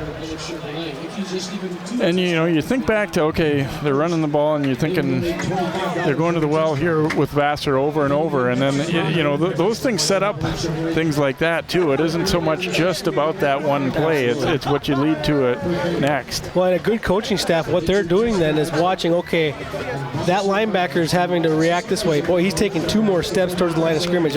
Well, he's no longer respecting the pass. Let's do it. This is the time to do it. So you have to have good coaching staff and guys willing to kind of signal that down through the radio communication and watch that type of stuff. And it looks like that's kind of what Wayzata was picking up on, as Edina was really starting to commit to the run. Hamlin, a good-sized wide receiver at 6'3", too, not afraid to go over the middle there and haul that one in. So Sanders will kick it off. Wayzata dominating here. Great first drive to begin this second half. Over near the sideline, fielded there by Deutsch. And able to work his way up the sideline, and apparently he stayed in all the way until he was tackled out around the 30-yard line. Edina will have it back, and the complexion of the game changes here, Joe. No longer is it enough for Edina to feel good about driving a little bit. They need points now. They're not going to have that many more possessions, presumably, in the way this game has gone with a lot of running between the tackles. Yeah, they got to get something going. They need an answer here, and if you're going to score the Edina kind of way with the way that they're playing football in this game, you got to imagine it's going to be a drive that's going to take up 4 or 5 minutes. So they only are going to have a couple of possessions here in the second half, the way that Wayzata took care of their offense. Huffendick throwing and completing the pass. Nice start to the drive for them, as he is able to hook up with Jack Robinson. And that'll be a nice gainer out to about the 42, a gain of a dozen. David Sandel. A 12-yard pass hookup. That result is a Hornets first down. Oh, Coach Lamker told us before the game, we were talking, kind of kidding around a little bit and not throwing the ball much and whatnot, but he said, we had some play action stuff in practice this week that we kind of liked, and we think we might be able to do something with it a little bit tonight. Deutsch takes the handoff here. keeps driving forward out over the 45. That's a nice run. He got about 4. I mean, it wasn't a lot of gain, but he realized there was nowhere to go but straight ahead at the end there, and he did a nice job driving his legs. It's amazing what a nice 4-yard pickup can do on first down. It just opens up the playbook a lot to know that you can go. You can either throw the ball right here or if nothing's lost. If you don't, if you end up just running the football and getting a couple of yards, you put yourself in a good situation to connect on third down.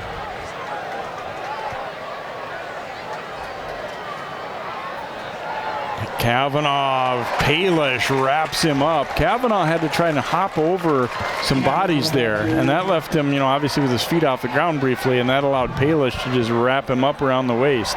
I'll tell you, they're using Carroll to pull a lot and try to get that outside guy, but the problem is they're not getting to that outside guy. They're not enough. The battles are being won in between the tackles where that kick-out block by the talented Division I tackle pulling through and kicking out an outside linebacker is even effective. Right now, Edina is going to win that battle on that left side of the offensive line between the tackles in order for that pulling tackle coming through Carroll to be effective. Shiraka in on that last stop along with Palish. So now the 3rd and about 6 after really no gainer for that Kavanaugh on that last play. And Huffendick in trouble, and down he will go. Wrapped up by Rhodes. Getting there first. Some help arrived late, but it's mostly LaShaka Rhodes who will get that sack for the Trojans. And you could see Huffendick had no chance to run away from him here. And he got a little shaken up after that play as well. Hit the turf pretty hard. A couple of Trojans on him. We'll see. I think he'll be just fine, but he seemed to kind of be a little shaken up after that tackle. He took it pretty good. And if Rhodes didn't get him, Ogata was going to, as he got a little piece of that one at the end. Kavanaugh, the punter here for Edina. Oh, he drops the snap, and now he's going to be stopped. That time it was a pretty good snap, unlike the first one, but he just couldn't squeeze it. Might have been looking at the rush a little bit or whatnot, but Malachi Jackson and crew getting there, and Kavanaugh at that point, not much else he could do there, just not fumble it and hang on. Yeah, you're just seeing it's one of those nights that Coach Lamker would like just a do-over, right? There's just some execution, weird things happening. Kavanaugh, one of your best athletes in the world on this team, puts the ball on the turf for no reason. So the Trojans will get it at the Edina 28, and boy, a touchdown here would, dare I say, almost seal this one up here as we're past the halfway point of the 3rd quarter. Keep it on the ground here off the left side. And Vassar stopped after a pickup of a couple. And Ben Moss gets in there and makes the tackle for Edina, but we haven't been calling players like Ben Moss's names much. For the Hornets and that defensive line coming through making a nice tackle.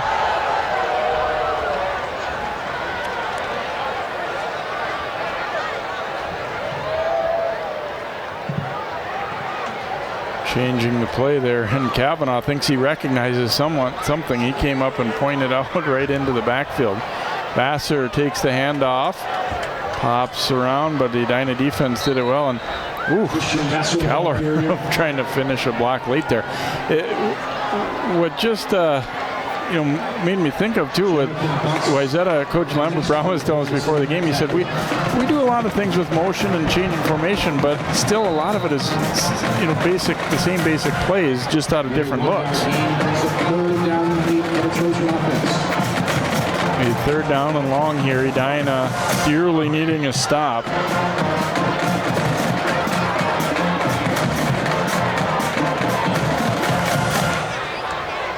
Heidi will keep it himself, and Heidi will have the first down and wrestled down at the 15-yard line. So he'll gain about 11 on that play, and he was real decisive right there. As soon as he faked that handoff, he saw some room, and it was like, I'm getting upfield. Oh, it's a great read, right? He's reading that outside linebacker, and he's going to give that ball to the running back if he sees the linebackers respecting the quarterback run. Sees that linebacker bite, bounds the outside, and picks up that first down. What a great read by the quarterback.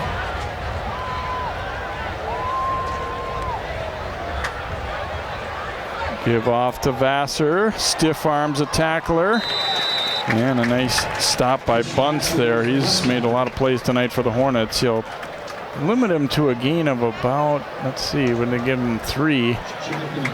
Looked like he might break free. Let's go down to Allie on the sideline. Guys, in their first game of the season, Wayzata lost their starting tight end to an ankle injury, Billy Revere. Later to find out he tore ligaments in that ankle. The Trojans thought that this was going to be a huge loss until the emergence of Nick Collerup, who has played tight end for the past couple years, but he's really formed a really productive connection with Heidi this season. Revere will be out a couple months, but Collerup at 6'4", 235, he's a great substitute at that tight end position. Thanks, Allie. Joe Ensler making a nice stop there, and you see the taller guy, number 2 there in the middle is Billy Revere. He got his foot in a boot, and Collerup really had a huge game last week against Minnetonka, and he was unselfish last year.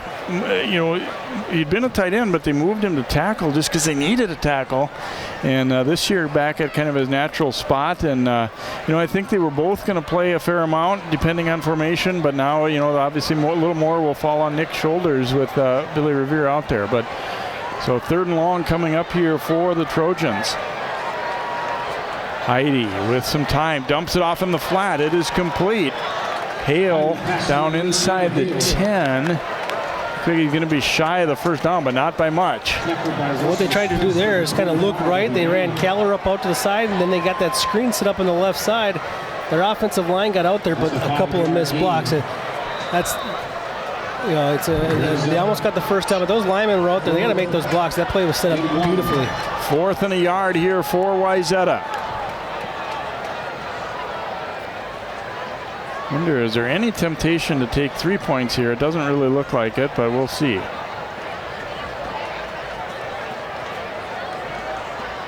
I think they feel like they can get it, for one, but also their D can stop Edina if they don't get it. Handoff here, and Vassar. Ball came loose. And Edina comes up with the recovery. It looked like he was going to have the first down, but the ball popped free, and Edina will come up with a crucial stop via the turnover. Is that a football god's fumble? Because the right play is to get the field goal, go up by 3 scores, and be content with a 19-0 lead. And they get the ball popping loose there on 4th down and short when they look like they blocked well enough to get that first down. Edina finally making a big play here, but we've got a long ways to go. Well, it was hard to tell exactly when it popped out. Wayzata, I think kind of some of their other guys out there were hoping that ball might have been down first, but it didn't look like it. It was so Edina getting the huge stop. However, they're pinned pretty deep. 1st and 10 for the Hornets. Huffendick throwing it up, and the catch is made. Got that one-on-one battle again, and it's Anders Freeland hauling it in as they get themselves out of the shadow of the goalpost a little bit. I'm so curious on that play. If the defensive backs just back up a little bit, don't play such tight coverage, what do? Do they run that fade, or are they going to just run the hitch and throw it in there? I wonder if I was Wayzata, I wouldn't play a little bit of a game. Great start to the drive for Edina, just to get him, you know, back away from the end zone a little bit, if nothing else. Huffendick throwing in incomplete. Boy, he really short-armed that when the rush was coming. That should have been an easy completion. Now, whether it really would have went anywhere or not, it's maybe a different story, but he really pulled back on that one and just kind of aimed it like a dart there and didn't get it there. It was a play that was set up. If he makes a great throw there, the tight end catches it while running and picks up at least 4 or 5 yards. Could always break a tackle as well. Well, you know, you look at a play like that, Joe, it kind of reminds me of some of the hits that they've been able to get on him earlier. I think kind of impacted that one a little bit. He pulled back, like he didn't want to stand in there and take a hit from that rush. Run up the middle for the Hornets, this time Sawyer Anderson taking the handoff. How about that, a sophomore for the Hornets coming into the game and getting that rush. Anderson hit the hole hard. Going to spread out a little bit. Kavanaugh's had a busy game, and as we head to the 4th quarter, Edina with probably one of the more crucial possessions to get back into this game. So we have reached the end of 3 here at Wayzata, and it is Trojans 16, Hornets nothing. The 4th quarter's up next.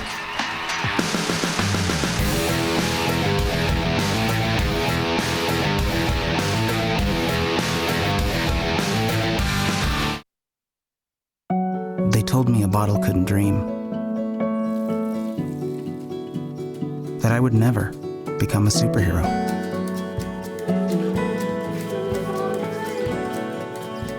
But I learned how to fly. Just to come back in a new disguise and be the hero that I've always wanted to be.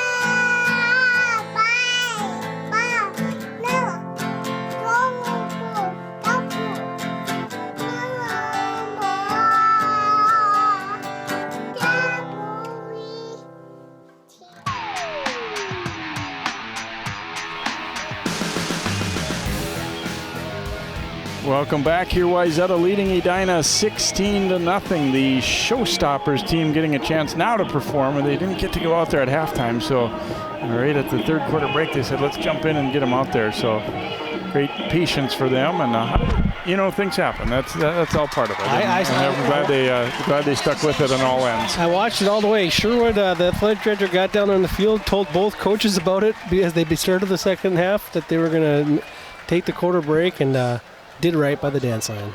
Good job.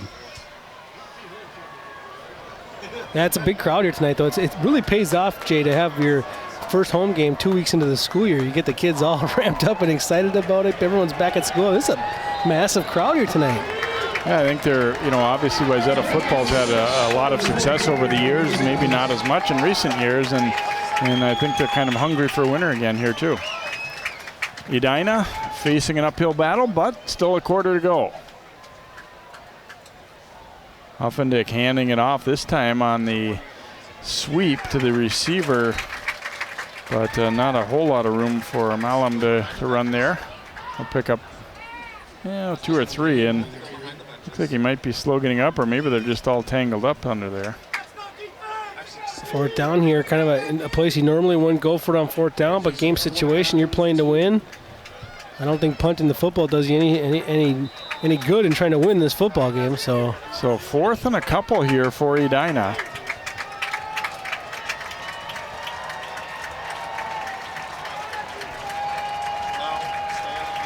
See if they're trying to draw them offside, or if they really do go ahead and run the ball. I think you're right, though, that at this point you don't have a whole lot to lose. I mean, if you just punt it away here, they're going to eat up more clock and maybe score again and whatever. They are going to run the play, and it's not going to work. Kavanaugh gets stuffed by the Trojans. Palish and company able to make the stop, and boy, you talked about earlier, they made a physical stop. There was no lean forward for the first down here. Yeah, watch Ogata come up here. He blows up the block a little bit. That allows some of the other Trojans to come in there and make the tackle. It's a good, solid defensive play. David Sandel in there for the Trojans as well. Wayzata football, when at its best, always had great defense and special teams. Tonight they have 2 points in the special teams, and the defense is posting a shutout. Yeah. And great field position after taking over on downs here for the Trojans as well, as they'll have the football at about the Edina 30. I got to give the Edina coaching staff credit for going for it there, though, because you punt the football there, I think you're telling your team, okay, we're just going to try not to lose by too much here tonight. We're not trying to win this football game, but by going for right there, you're saying we're still in this game, let's go. And I think we had movement early there. Tight end Caller up. The false start for the Trojans. March them back 5. Yeah, I would agree with you, Joe, there. I just, the way the game has gone, timing situation, I think that was still probably the right move to make, even though you hate to give the ball up where you did.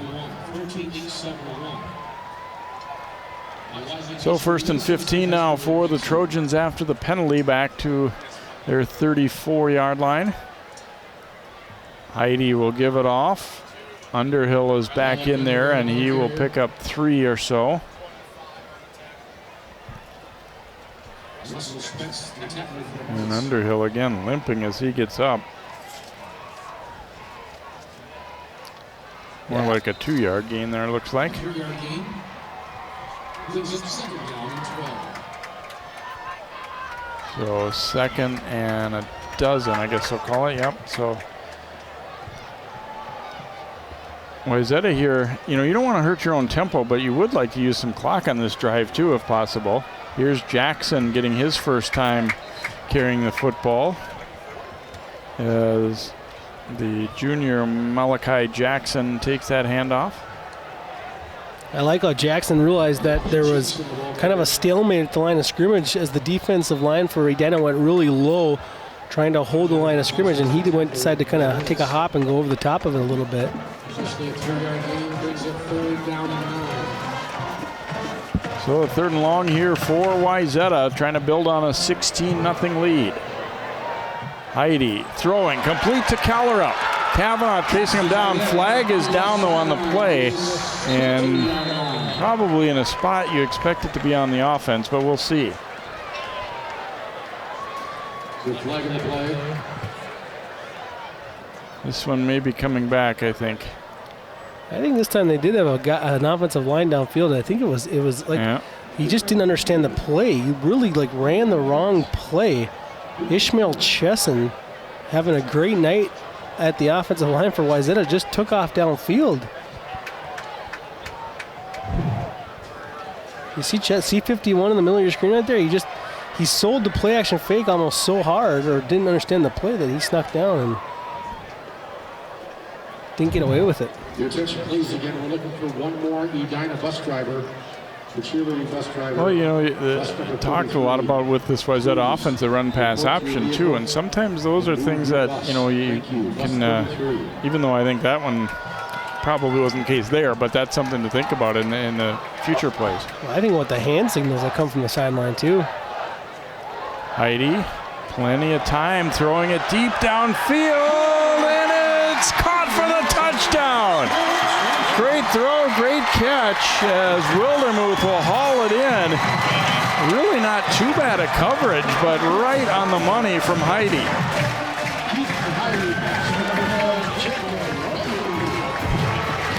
You'll talk about it right here. The coverage is there. It's just that good of a throw. I mean, Heidi plops it in a spot. I guess the coverage wasn't as tight as it looked. Kavanaugh did get beat a little bit. But that ball hangs up there and, I mean, drops into his hands as he's running full speed. You can't make a better throw than that. You don't see many at the high school level better than that. And what an explanation point on what's been a great second half, Jay. These guys come out here only separated by 9 points. It's been all Trojans in the second half. Sanders' extra point attempt is up, and it is good. And Wayzata stretches the lead out on a great connection downfield. Heidi and Wildermuth get in the business in a good way from his team on the sideline right there. You know, it wasn't a tough catch to make initially. However, a guy from the side, you know, hit him pretty good just as the ball was getting there too. So he had to have good concentration. And it was nice. The official was right on top of it, making sure, you know, does he have this ball? Does he secure it? And he sure did. So that's a highlight moment and a great feeling for a receiver, much like we saw in the last one from Hanlon at the other end of the field for the Trojans. So they have come out, and I tell you, being able to throw the football along with that potent running game, you can see why this is a team that feels like they have a shot at doing some good things this year. You see the smiles on the sidelines, and you think back to the struggles that they've had the last couple of years, right? And, you know, Wildermuth making that catch, being a junior, 6'3", you don't get that many opportunities. I mean, that's going to be one of how many touchdowns in his high school career. That's a big moment right there, and he hangs on to it. And what a big catch. And what a nice, I said second half. This has been a nice football game for Wayzata, but boy, they've looked real clean in the second half. Yeah, you had the feeling, you know, going into half that Edina, I don't know if I'd necessarily say had the momentum, but they had certainly started to do some things. And the second half, though, has been all Trojans. This one booted way deep into the end zone again by Sanders. And so Edina, work cut out for them now for sure. Down 23-0 here with about 9.5 minutes to go in this fourth quarter. The Hornets offense on the field, first and 10. Sanders getting a little pat there from Gordy Engel, one of the who works with the specialists for Wayzata, and I had a good talk with Gordy before the game, and he's been around Wayzata, whether it be youth football or high school football, for, oh boy, it's got to be, as we were talking, 40 years or more. And obviously been a great businessman in the community, but has done a lot for as a part of the athletic boosters at Wayzata too. So good to see his one of his guys that he works with have some success there. And that's going to be a late flag, a little late hit there, I think. Haven't seen much of that all game long, but things getting a little bit angry there after that play, and we're going to see a dead ball personal foul here called against Wayzata. I didn't really see what happened. I did see Aiden Anderson, one of the offensive linemen for Edina, getting up slow, and you can see Coach Brown's, he's really getting into someone on that Wayzata defense. So obviously, you get a big lead like this, the last thing you want to do is see people lose their composure and not play the right kind of football that got you in this position with this lead. Yeah, absolutely right. That's a kind of a nice statement timeout from him right there, and getting on the guys saying now's not the time to settle a score, to flex after a play, to hit a guy late is just not the way we want to do things, and especially you don't want to give a team a chance to get back in a game because of a silly play too.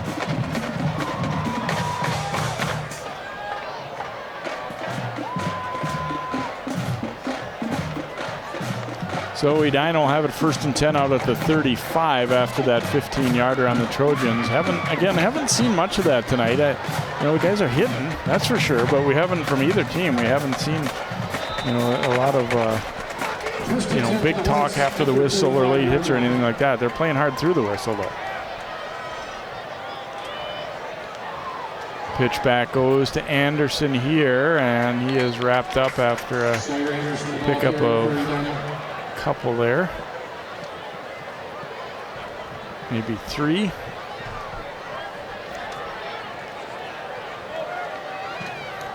You wonder if they've starting to feel like maybe this game is out of our reach and we're not going to put Kavanaugh through a lot of pounding here by giving him the ball a lot anymore late in this game too.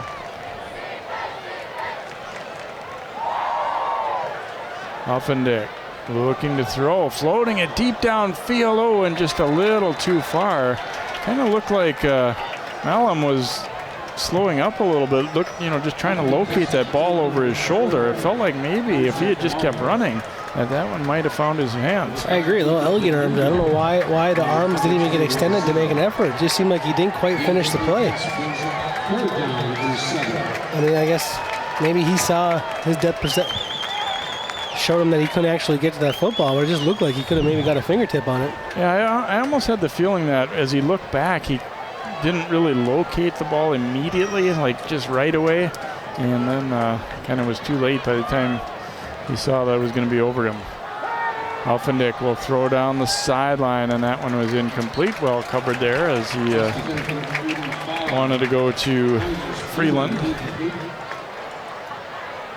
So Edina obviously forced into throwing the football a little bit more here with this deficit, and they've actually done some decent things in the pass game because of how aggressive Wayzata was, stacking the line against that run and playing one-on-one out there on the edges. And Wayzata definitely won their share of those battles, but Edina got a few nice completions too. But obviously they're still at 0 on the board, so overall you liked what the D did. Well, and that's what they oftentimes as a defense you say, we got to give them something, right? But to take away something, you're kind of giving something. And what they gave him was that throw over the top, and say, hey, if you can keep on continuously beating us with it, so be it.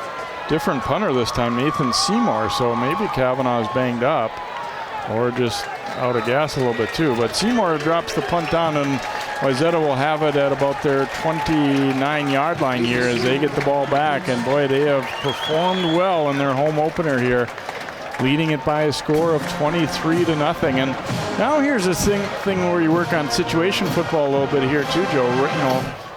Use some clock, grind some things out. work the ball and try and put this one away without making any mistakes that would allow Edina signs of life. And one thing we used to see back in the old Trojan days, just way back 3 years ago, Coach Anderson running the things, is we would see the backup quarterback sometimes come in at least a couple of possessions throughout the game, right? And knowing that the injuries happen, just kind of getting some exposure. We're not going to see that here tonight at this point in the game, at least. Like you said, you're probably going to try some different things, and you're going to keep on running the football. Fragamini takes the handoff there and will pick up about 4. He got 1 carry earlier that went for a touchdown. He's had a bad percentage this year, as 1 carry last week was a touchdown and the first one this week was a touchdown. But he's going to be in there now getting some carries, and I would kind of figure that Underhill probably isn't going to play again. He's gotten up hobbling quite a few times, and Vassar's had a lot of hard work, so they got that deep stable working. We might see some more Jackson. We see Fragamini in there right now.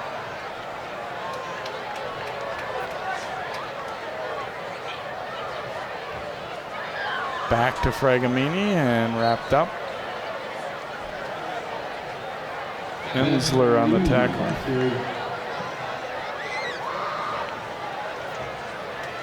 Jonathan Buxton on the tackle for the Hornets.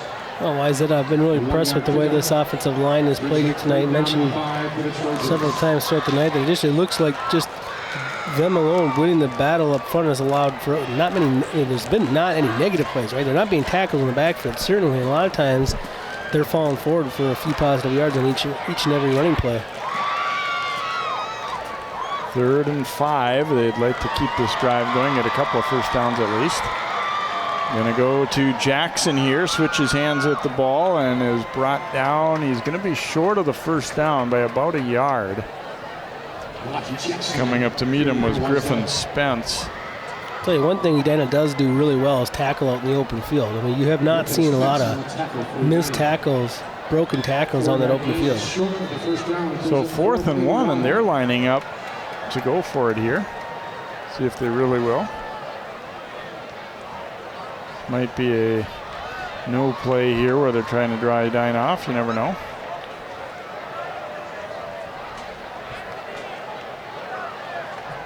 And they're going to snap it and punt it. Heidi gets it out of there, and wow, he has a pretty good leg. Let's see if it'll stay on the field, though.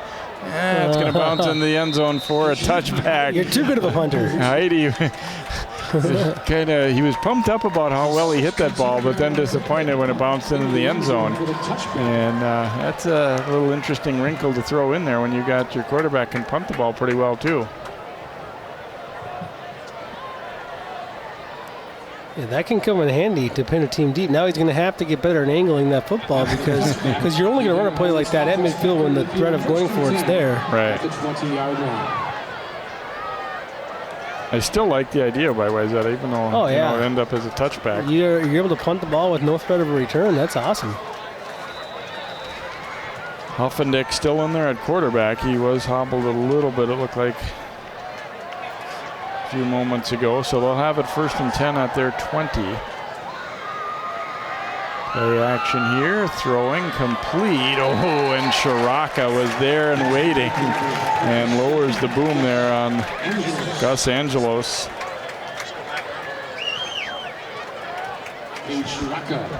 Shiraka's had a nice game here tonight. Seen him a bunch of times make some good plays. Just closes in on this football, makes a nice secure. 2nd down and 10. Has to respect the run, sees the pass, comes up. Sure tackle. Textbook. 2nd and 10 now for the Hornets. They'll go to the ground with Deutsch. Oh, and there's a nice stop by Palish as he goes around the ankles. He's had a good game as well. And you know, if your defense is playing well, that's going to be the case. Your inside backers are going to be making a lot of tackles, and Shiraka and Palish have answered the challenge. And you know, we give them the praise and the credit on a lot of them, but a lot of times it's guys up front doing good things to make them free to get that tackle too.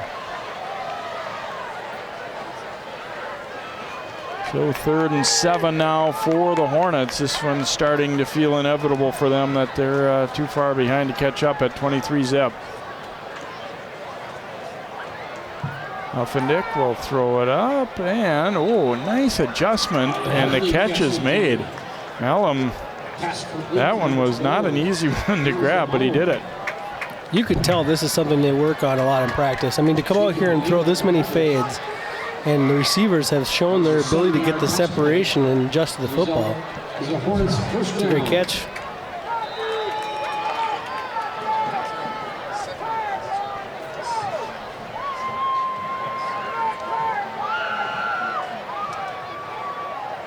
First down and 10 now. Huffendick throwing, it's batted and intercepted. Picked off by Sandal for the Trojans, and he is going to go. They're going to cut. They got a flag, though. This one's coming back. It's the same ref every time, though, or same official. It's interesting. It's not a clip. I saw the block. I'll be interesting if they call some kind of targeting thing. I mean, it's those kind of hits that you love, but you kind of cringe because the guy doesn't see it coming, and he blew him up. Here's the fall. Blindside block. It's just, I think you're not supposed to light guys up like that anymore. There's a player safety issue that they're trying to teach these kids a little bit more, and boy, I'll tell you what. This was the one where on as a defensive player, when you get an interception, this is the kind of block you used to go for. First of all, the interception, great defensive play to get the quick closure, nice reaction on the deflection. The block's going to happen a little bit to the left of your screen. You're not going to see it. It's too tight. As you see, when the players are changing direction to chase the play back, and the player hit too hard, apparently. I admit I didn't see it at all. Yeah, I kind of watched it. You can see it right. All right, it's on 27, I think, isn't it? Yep, watch 27. Right. He gets the front of the jersey. If that's what football is nowadays, then I don't know. That's not a penalty, right, Jay? It's not your job to make sure 27 sees you. He held up, and he didn't hit him in the head, and he didn't blast him. But I'll tell you what, I've been watching that guy all night. He's the same guy that called the man downfield. It's almost like he's getting paid by the flag. Yeah. Oh, wow. When they watch film, I think Wayzata's coaches are not going to get on their guy. What else are you supposed to do? No. He blocked him. Good play. 27 was chasing after the ball, right? I should use his name. 27. Angelos. He wasn't going to catch him. He was closing up, but your job's still to block him. Got Marco Lopizio in there at quarterback now for Wayzata. He played some last year when Heidi was injured. So second and a couple coming up here for the Trojans.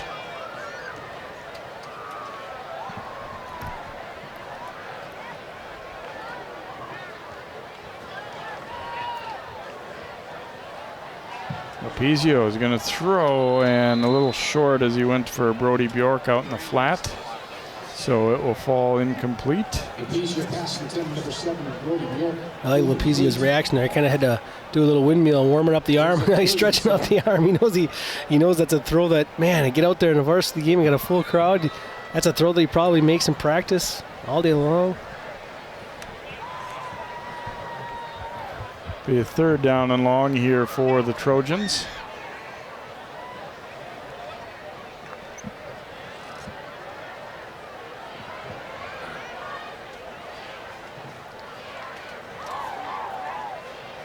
Jackson, runs right through a tackle, and he will have a first down to about the 26. Nice gain showing his strength there as watch him run right through this first tackle. And that's a starting defensive player out there too, Ensler. Ensler just doesn't finish the play in the right position to make the tackle, doesn't make the tackle. Jackson runs right through it. So first down and 10 here for the Trojans as they get that play signal in from the sideline here, trying to put the finishing touches on a victory in their home opener here against an Edina team that beat them pretty soundly last year. Jackson takes the handoff, and this time they stack him up, and eager to deliver a little punishment there as he had a great run on the previous play. Ryan Robinson was the first one there for the points. Jackson will check out. Brings up second down and 11. I think Coach Brown may be telling him here, don't give up on that play hitting the hole there. When he bounced it out, it kind of lost him any chance to have blocking with what the play was going to be there. Ragamini back there in the backfield now behind Lapizio.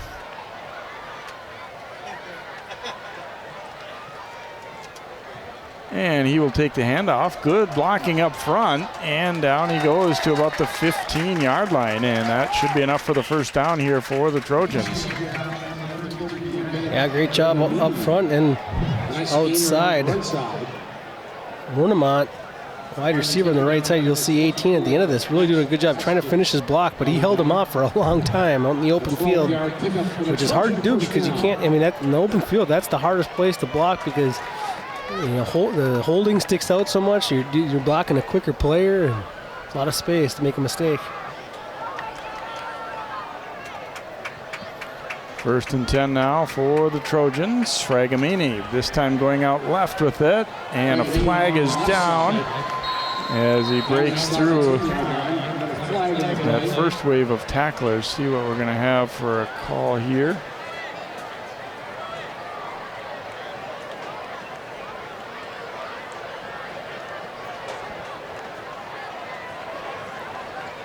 It's going to be a hold against Wayzata.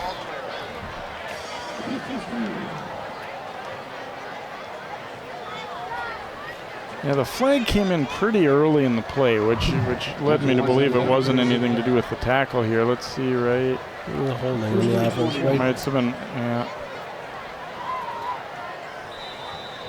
No, that can't be the holding. We'll give the referee the credit this time and say that wasn't the guy he called it on. Here is Jackson up the middle. And he runs hard inside the 20. Yeah, I like the way Jackson runs the football. Keeps those shoulder pads parallel to the line of scrimmage and seems to get upfield. And boy, not afraid of that first contact, is he? He seems to kind of relish it and throw guys off him. Almost 200 pounds, 6'1" running back. Brings up 2nd down and 13. The 2nd down and 13 after a nice gainer on that first down play as we tick down toward a minute to go in what's going to be the 2nd win of the season for Wayzata after losing a heartbreaker last week at Minnetonka. Here is Jackson weaving his way up the middle, and Jackson down to inside the 10-yard line. He'll be just short of the first by about 2 yards. Pretty good open field tackle there by Ryan Robinson. That one might have been a touchdown if not for Robinson's effort here. 3rd down and 4. He only didn't make it quite as far as I had first thought, or maybe he skidded forward a little bit on the turf because they spotted really right on the 10. So 3rd and 4 more like for the Trojans here, but might be the last play. They may just take a knee here, it looks like. No need to try and run up the score anymore, and that's what they'll do. They got a penalty for it. Not enough Trojans on the line of scrimmage. Illegal formation. Gonna have to kneel one more time.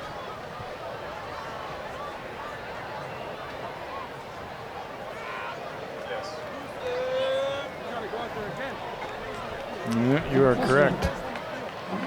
Last score we had out of Minnetonka was Crimson up on the Skippers 35-10. Wow.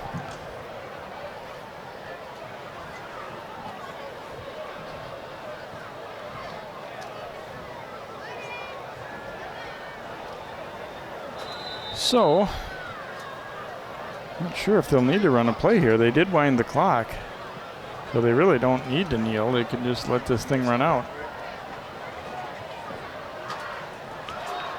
And that's what's going to happen, it appears, here as Wayzata. Nice performance here. Big crowd, home opener. They come out and really did a pretty good job in all phases of the game here tonight, Joe. Absolutely, and this is what you want. I mean, if you're a Wayzata team that wants to contend for a championship and you get back on track in the Wayzata way, it's come to your home opener, put a good show on for the crowd, and take care of business. Leave no doubts in the mind of the people that came tonight who's the better football team, and defensively posting a shutout. That is a sweet, sweet thing. Yeah, I think they have to be pretty happy with the way they finished this game too, they played a very good first half, but like we said at the time, Edina had shown signs of momentum and all that, but Wayzata closed it out strong, and it's interesting. It comes back to Coach Brown said one of the areas where I think we have the edge on them is depth, and I think on a really hot night like this, that kind of showed up. Absolutely. Wayzata looked, take a look at Coach Rich Tussler, one of the old Osseo greats in the Edina coaching staff, but Coach Brown there celebrating with his coaching staff. These guys have worked hard to get this team to where they are at this year, and they play pretty mistake-free football. I think that's another thing to be proud of. I mean, and I think the biggest thing is what we said when the first half was over, we said, okay, what's something they could do better? What was the passing game? What did they do in the second half? They improved in the passing game and had some big plays out of that passing game. And so it's a very complete football game here tonight for the Trojans. It was interesting. I really liked the demeanor of Coach Brown too. Later last year and training camp this year. 2-7 wasn't what anybody had in mind last year, obviously. But that didn't cause any kind of panic, or we don't have to make wholesale changes, or we don't, jump up and down. He's got some experience. He's a good coach. He's got a good staff with him, and they trusted in the way they were doing things and what they wanted to build. And so far, so good early in this 2018 season, for sure.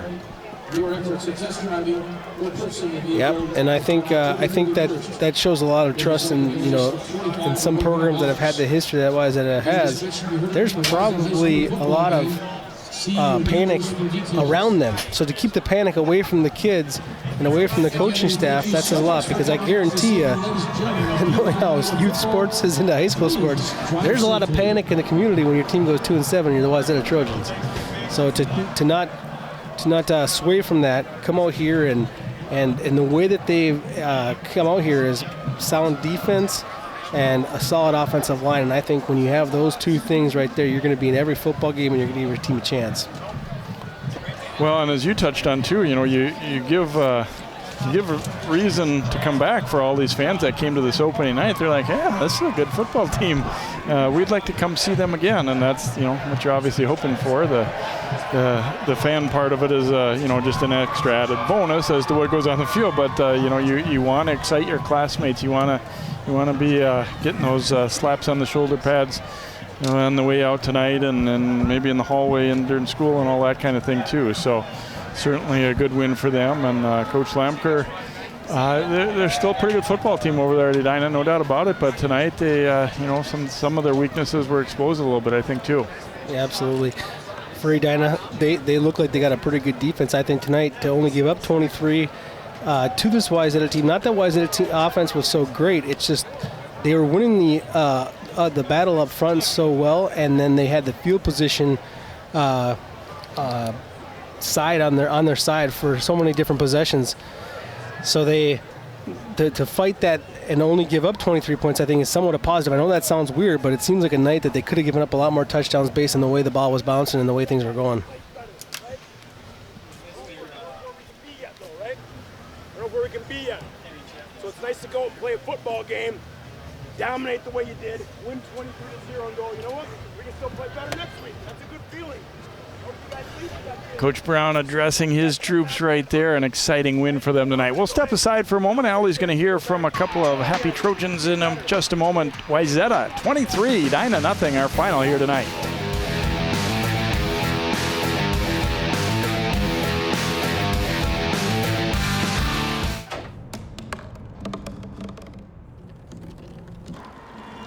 Everybody has a dream.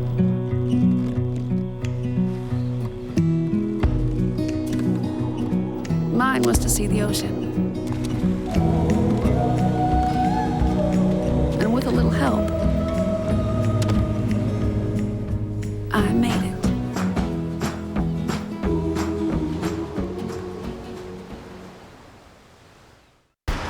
Look at you. You're at the top of your game. You're unstoppable. Nothing can throw you off track. Wait, is that your car? Uh-oh. Yeah, I saw that coming. That will throw you off track. You're looking at around 10 grand in fines, legal fees, and increased insurance rates. Let's try this again. Smart move. Because buzz driving is drunk driving.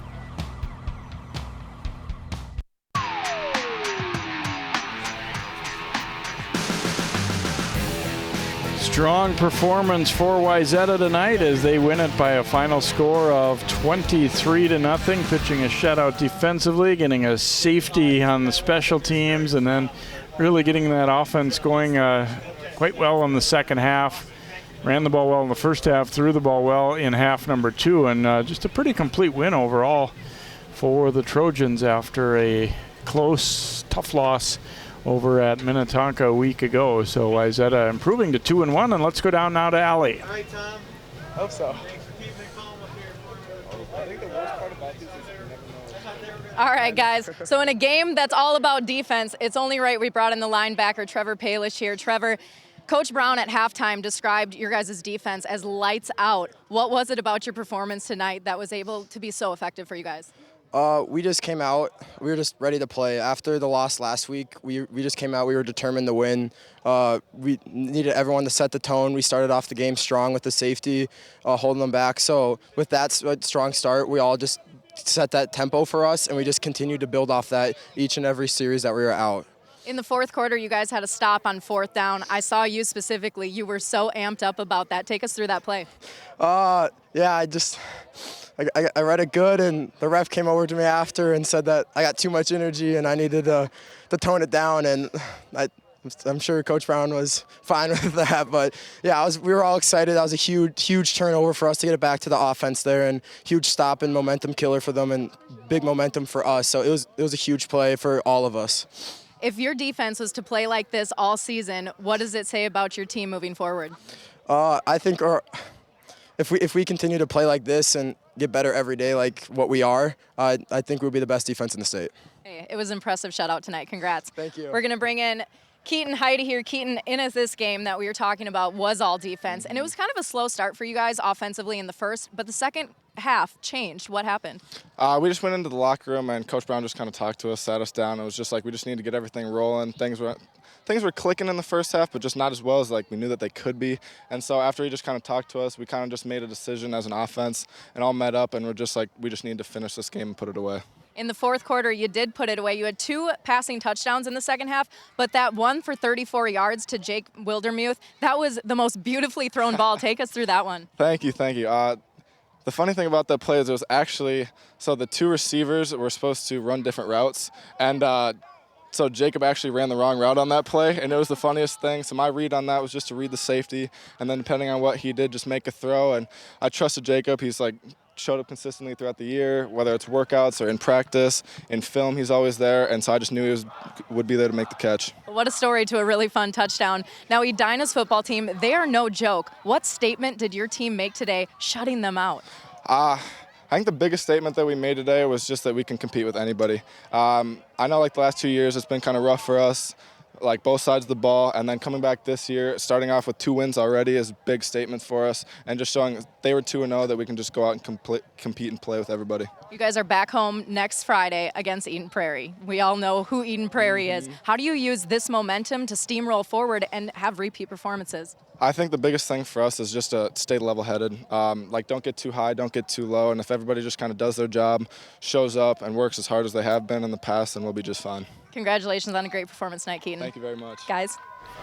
Thanks very much, Allie. Congratulations to the Trojans. Again, a good performance, and they'll need another big effort against Eden Prairie next week, as Allie said. So the final here tonight, Wayzata 23, Edina nothing. For Joe Moline, Allie Arlton, all of our crew, I'm Jay Wilcox. Good night from Wayzata.